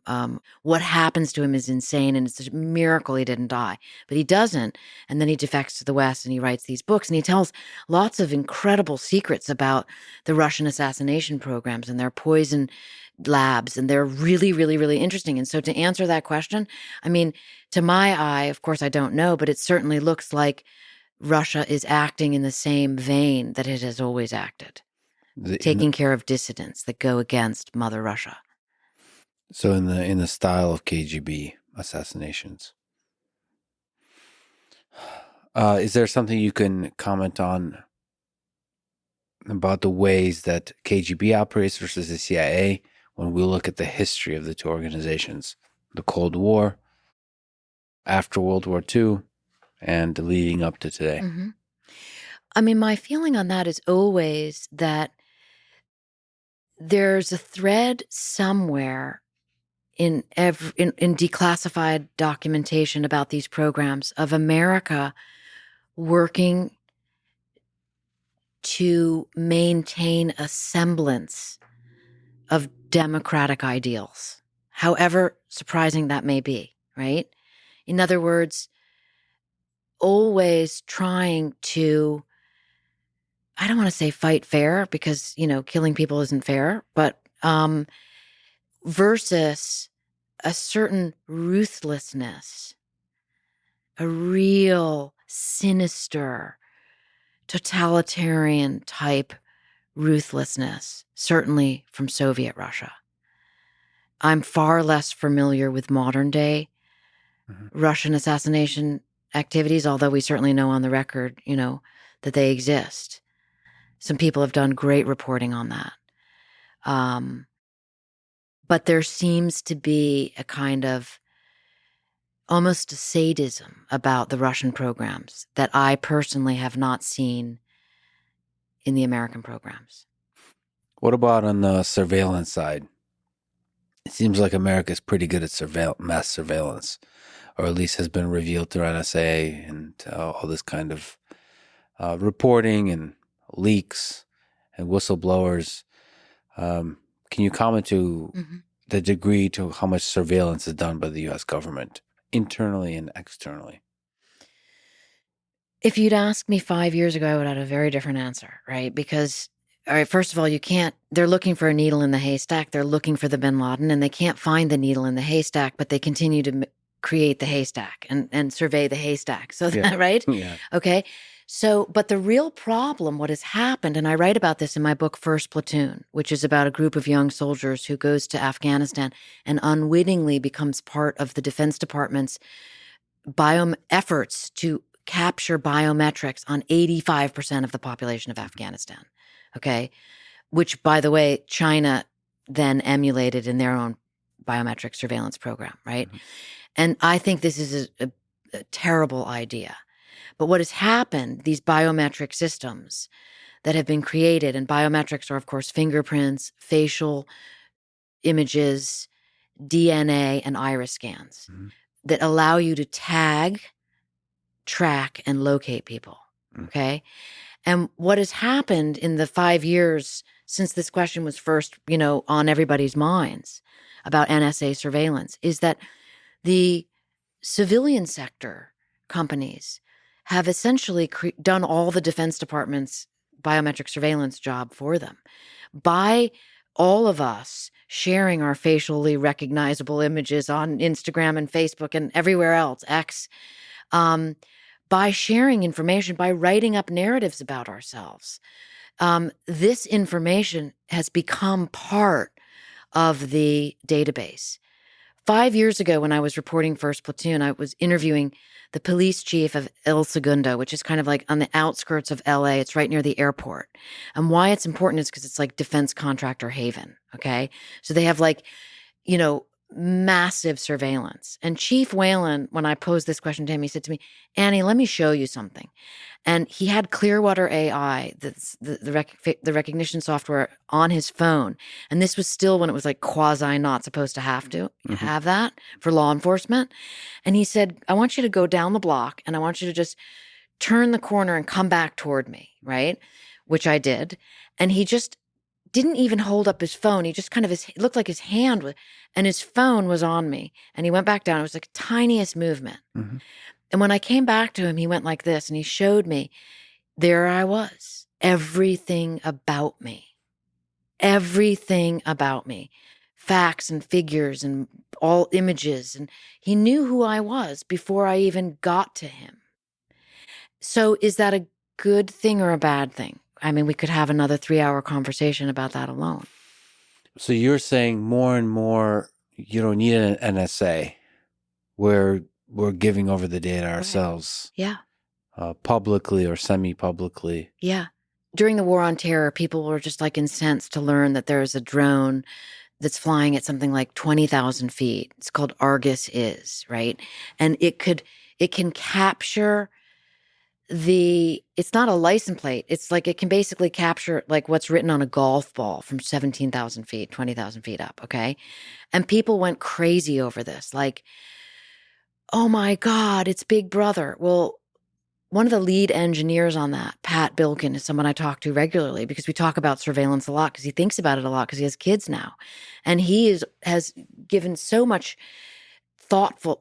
really thinks about this issue because he believes, just like you stated, that what we are turning over about ourselves actually exceeds anything that Argus could do from above because we're doing it willfully. And so what it's doing is it's creating an ability for if someone wants to know about you, if someone, let's say in government, wants to know about Lex Friedman, they can find out everything about you. And then that gets used for tagging, tracking, and ultimately, in the war theater, it was called find, fix, finish. Well, what do you think the finish is in that statement? It's not pleasant. It's called a drone strike. Yeah. Find him with the biometric, fix him, meaning fix his position. We know he's moving in a car. That's him. Finish him. Call it in, drone strike, boom. If we could return to nuclear war, you've briefly mentioned that a lot of things go back to the Third Reich and Hitler. If we go back to World War II, we look at Hiroshima and Nagasaki, the dropping of the 2 bombs. I would love to get your opinion on whether we should or shouldn't have done that, and also to get your opinion on what would have happened if Hitler and Germany built the bomb first. Do you think it was possible he could have built the bomb first?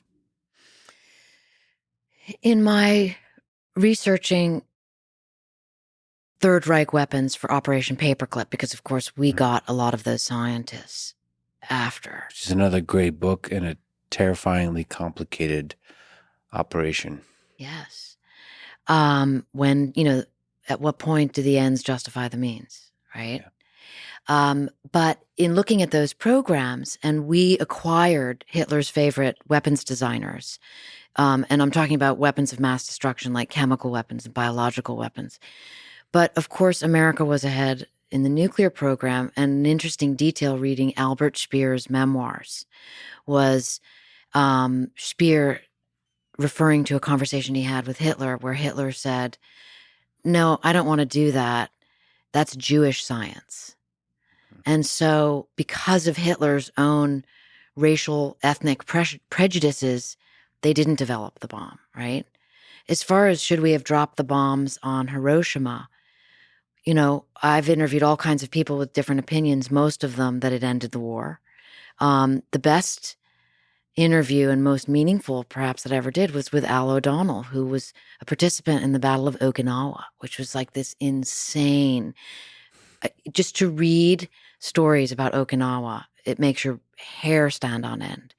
And O'Donnell, like so many others, was slated to invade mainland Japan to his almost certain death, right? So somebody like that, it makes sense right from the get-go why he would be pro-nuclear weapons. It saved his own personal life, and it saved everyone that he knew that he was fighting with, and it ended the war. Do you think it sent a signal? Like without that, we wouldn't have known perhaps about the power of the weapons. So in the long arc of that history, 70 years plus, it is the reason why deterrence has worked so far.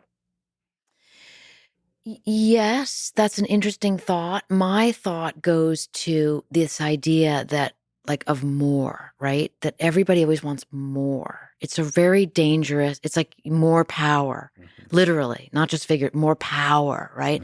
And what is more confounding to me, beyond the fact that we dropped 2 atomic bombs on Hiroshima and Nagasaki and the war ended, is that this decision was then made to develop the thermonuclear bomb, a force that is it's the degree of magnitude of that power is mind-boggling. I mean, even projects within the Manhattan Project defined the thermonuclear weapon as the evil thing. Like, it was evil. It's a weapon of genocide. Atomic weapons destroy cities. Thermonuclear weapons destroy civilizations. You open the book with a Churchill quote: "The story of the human race is war. Except for brief and precarious interludes, there has never been peace in the world. And before history began, murderous strife was universal and unending." Do you think there will always be war? Do you think that there is some deep human way in which we're tending to this kind of global war eternally? Well, the optimistic answer of that would be that we could evolve beyond that, right? Because certainly if we look at our ancestors, they had not developed their consciousness as far as we have to be able to build the tools that we have.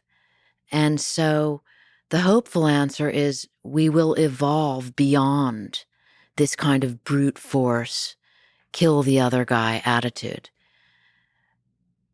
Certainly, these are questions that will become more obvious over time. I just want to play my little part in this world that I live in as the storyteller who brings information to people so that they can have these kind of questions with themselves, with their friends, with their families. And I think in asking that very question, What you're really saying is, why don't we evolve beyond warfighting? It is very possible. And your book is such a stark and powerful reminder that human civilization as we know it ends in this century. It's it's a good motivator to get our shit together.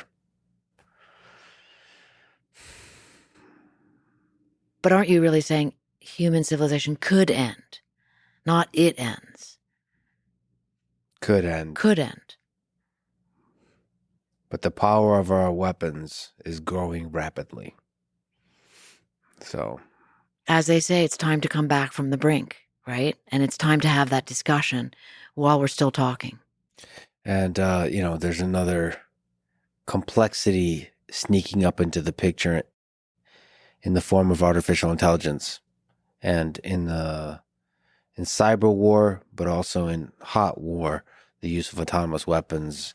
All of it starts becoming super complicated as we delegate some of these decisions about war, including nuclear war, to more and more autonomy and artificial intelligence systems. It's going to be a very interesting century. Do you, just to zoom out a little bit, hope that we become a multiplanetary species? I'm all for adventure. And I too, while am for adventure, I'm all for backups in all forms. So I hope that humans start a civilization on Mars and beyond, out in space. And if you zoom out across all of it, what gives you hope about human civilization, about this whole thing we have going on here?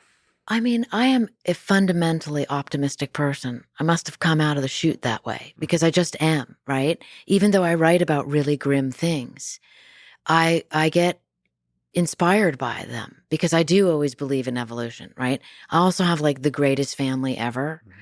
2 kids, Jet and Finley. Shout out to them. They're Lex Friedman fans, Oh, yeah. And my husband. And, so what inspires me is like this idea of legacy. I think that you always want to have your eye on being a good example to the best that you can.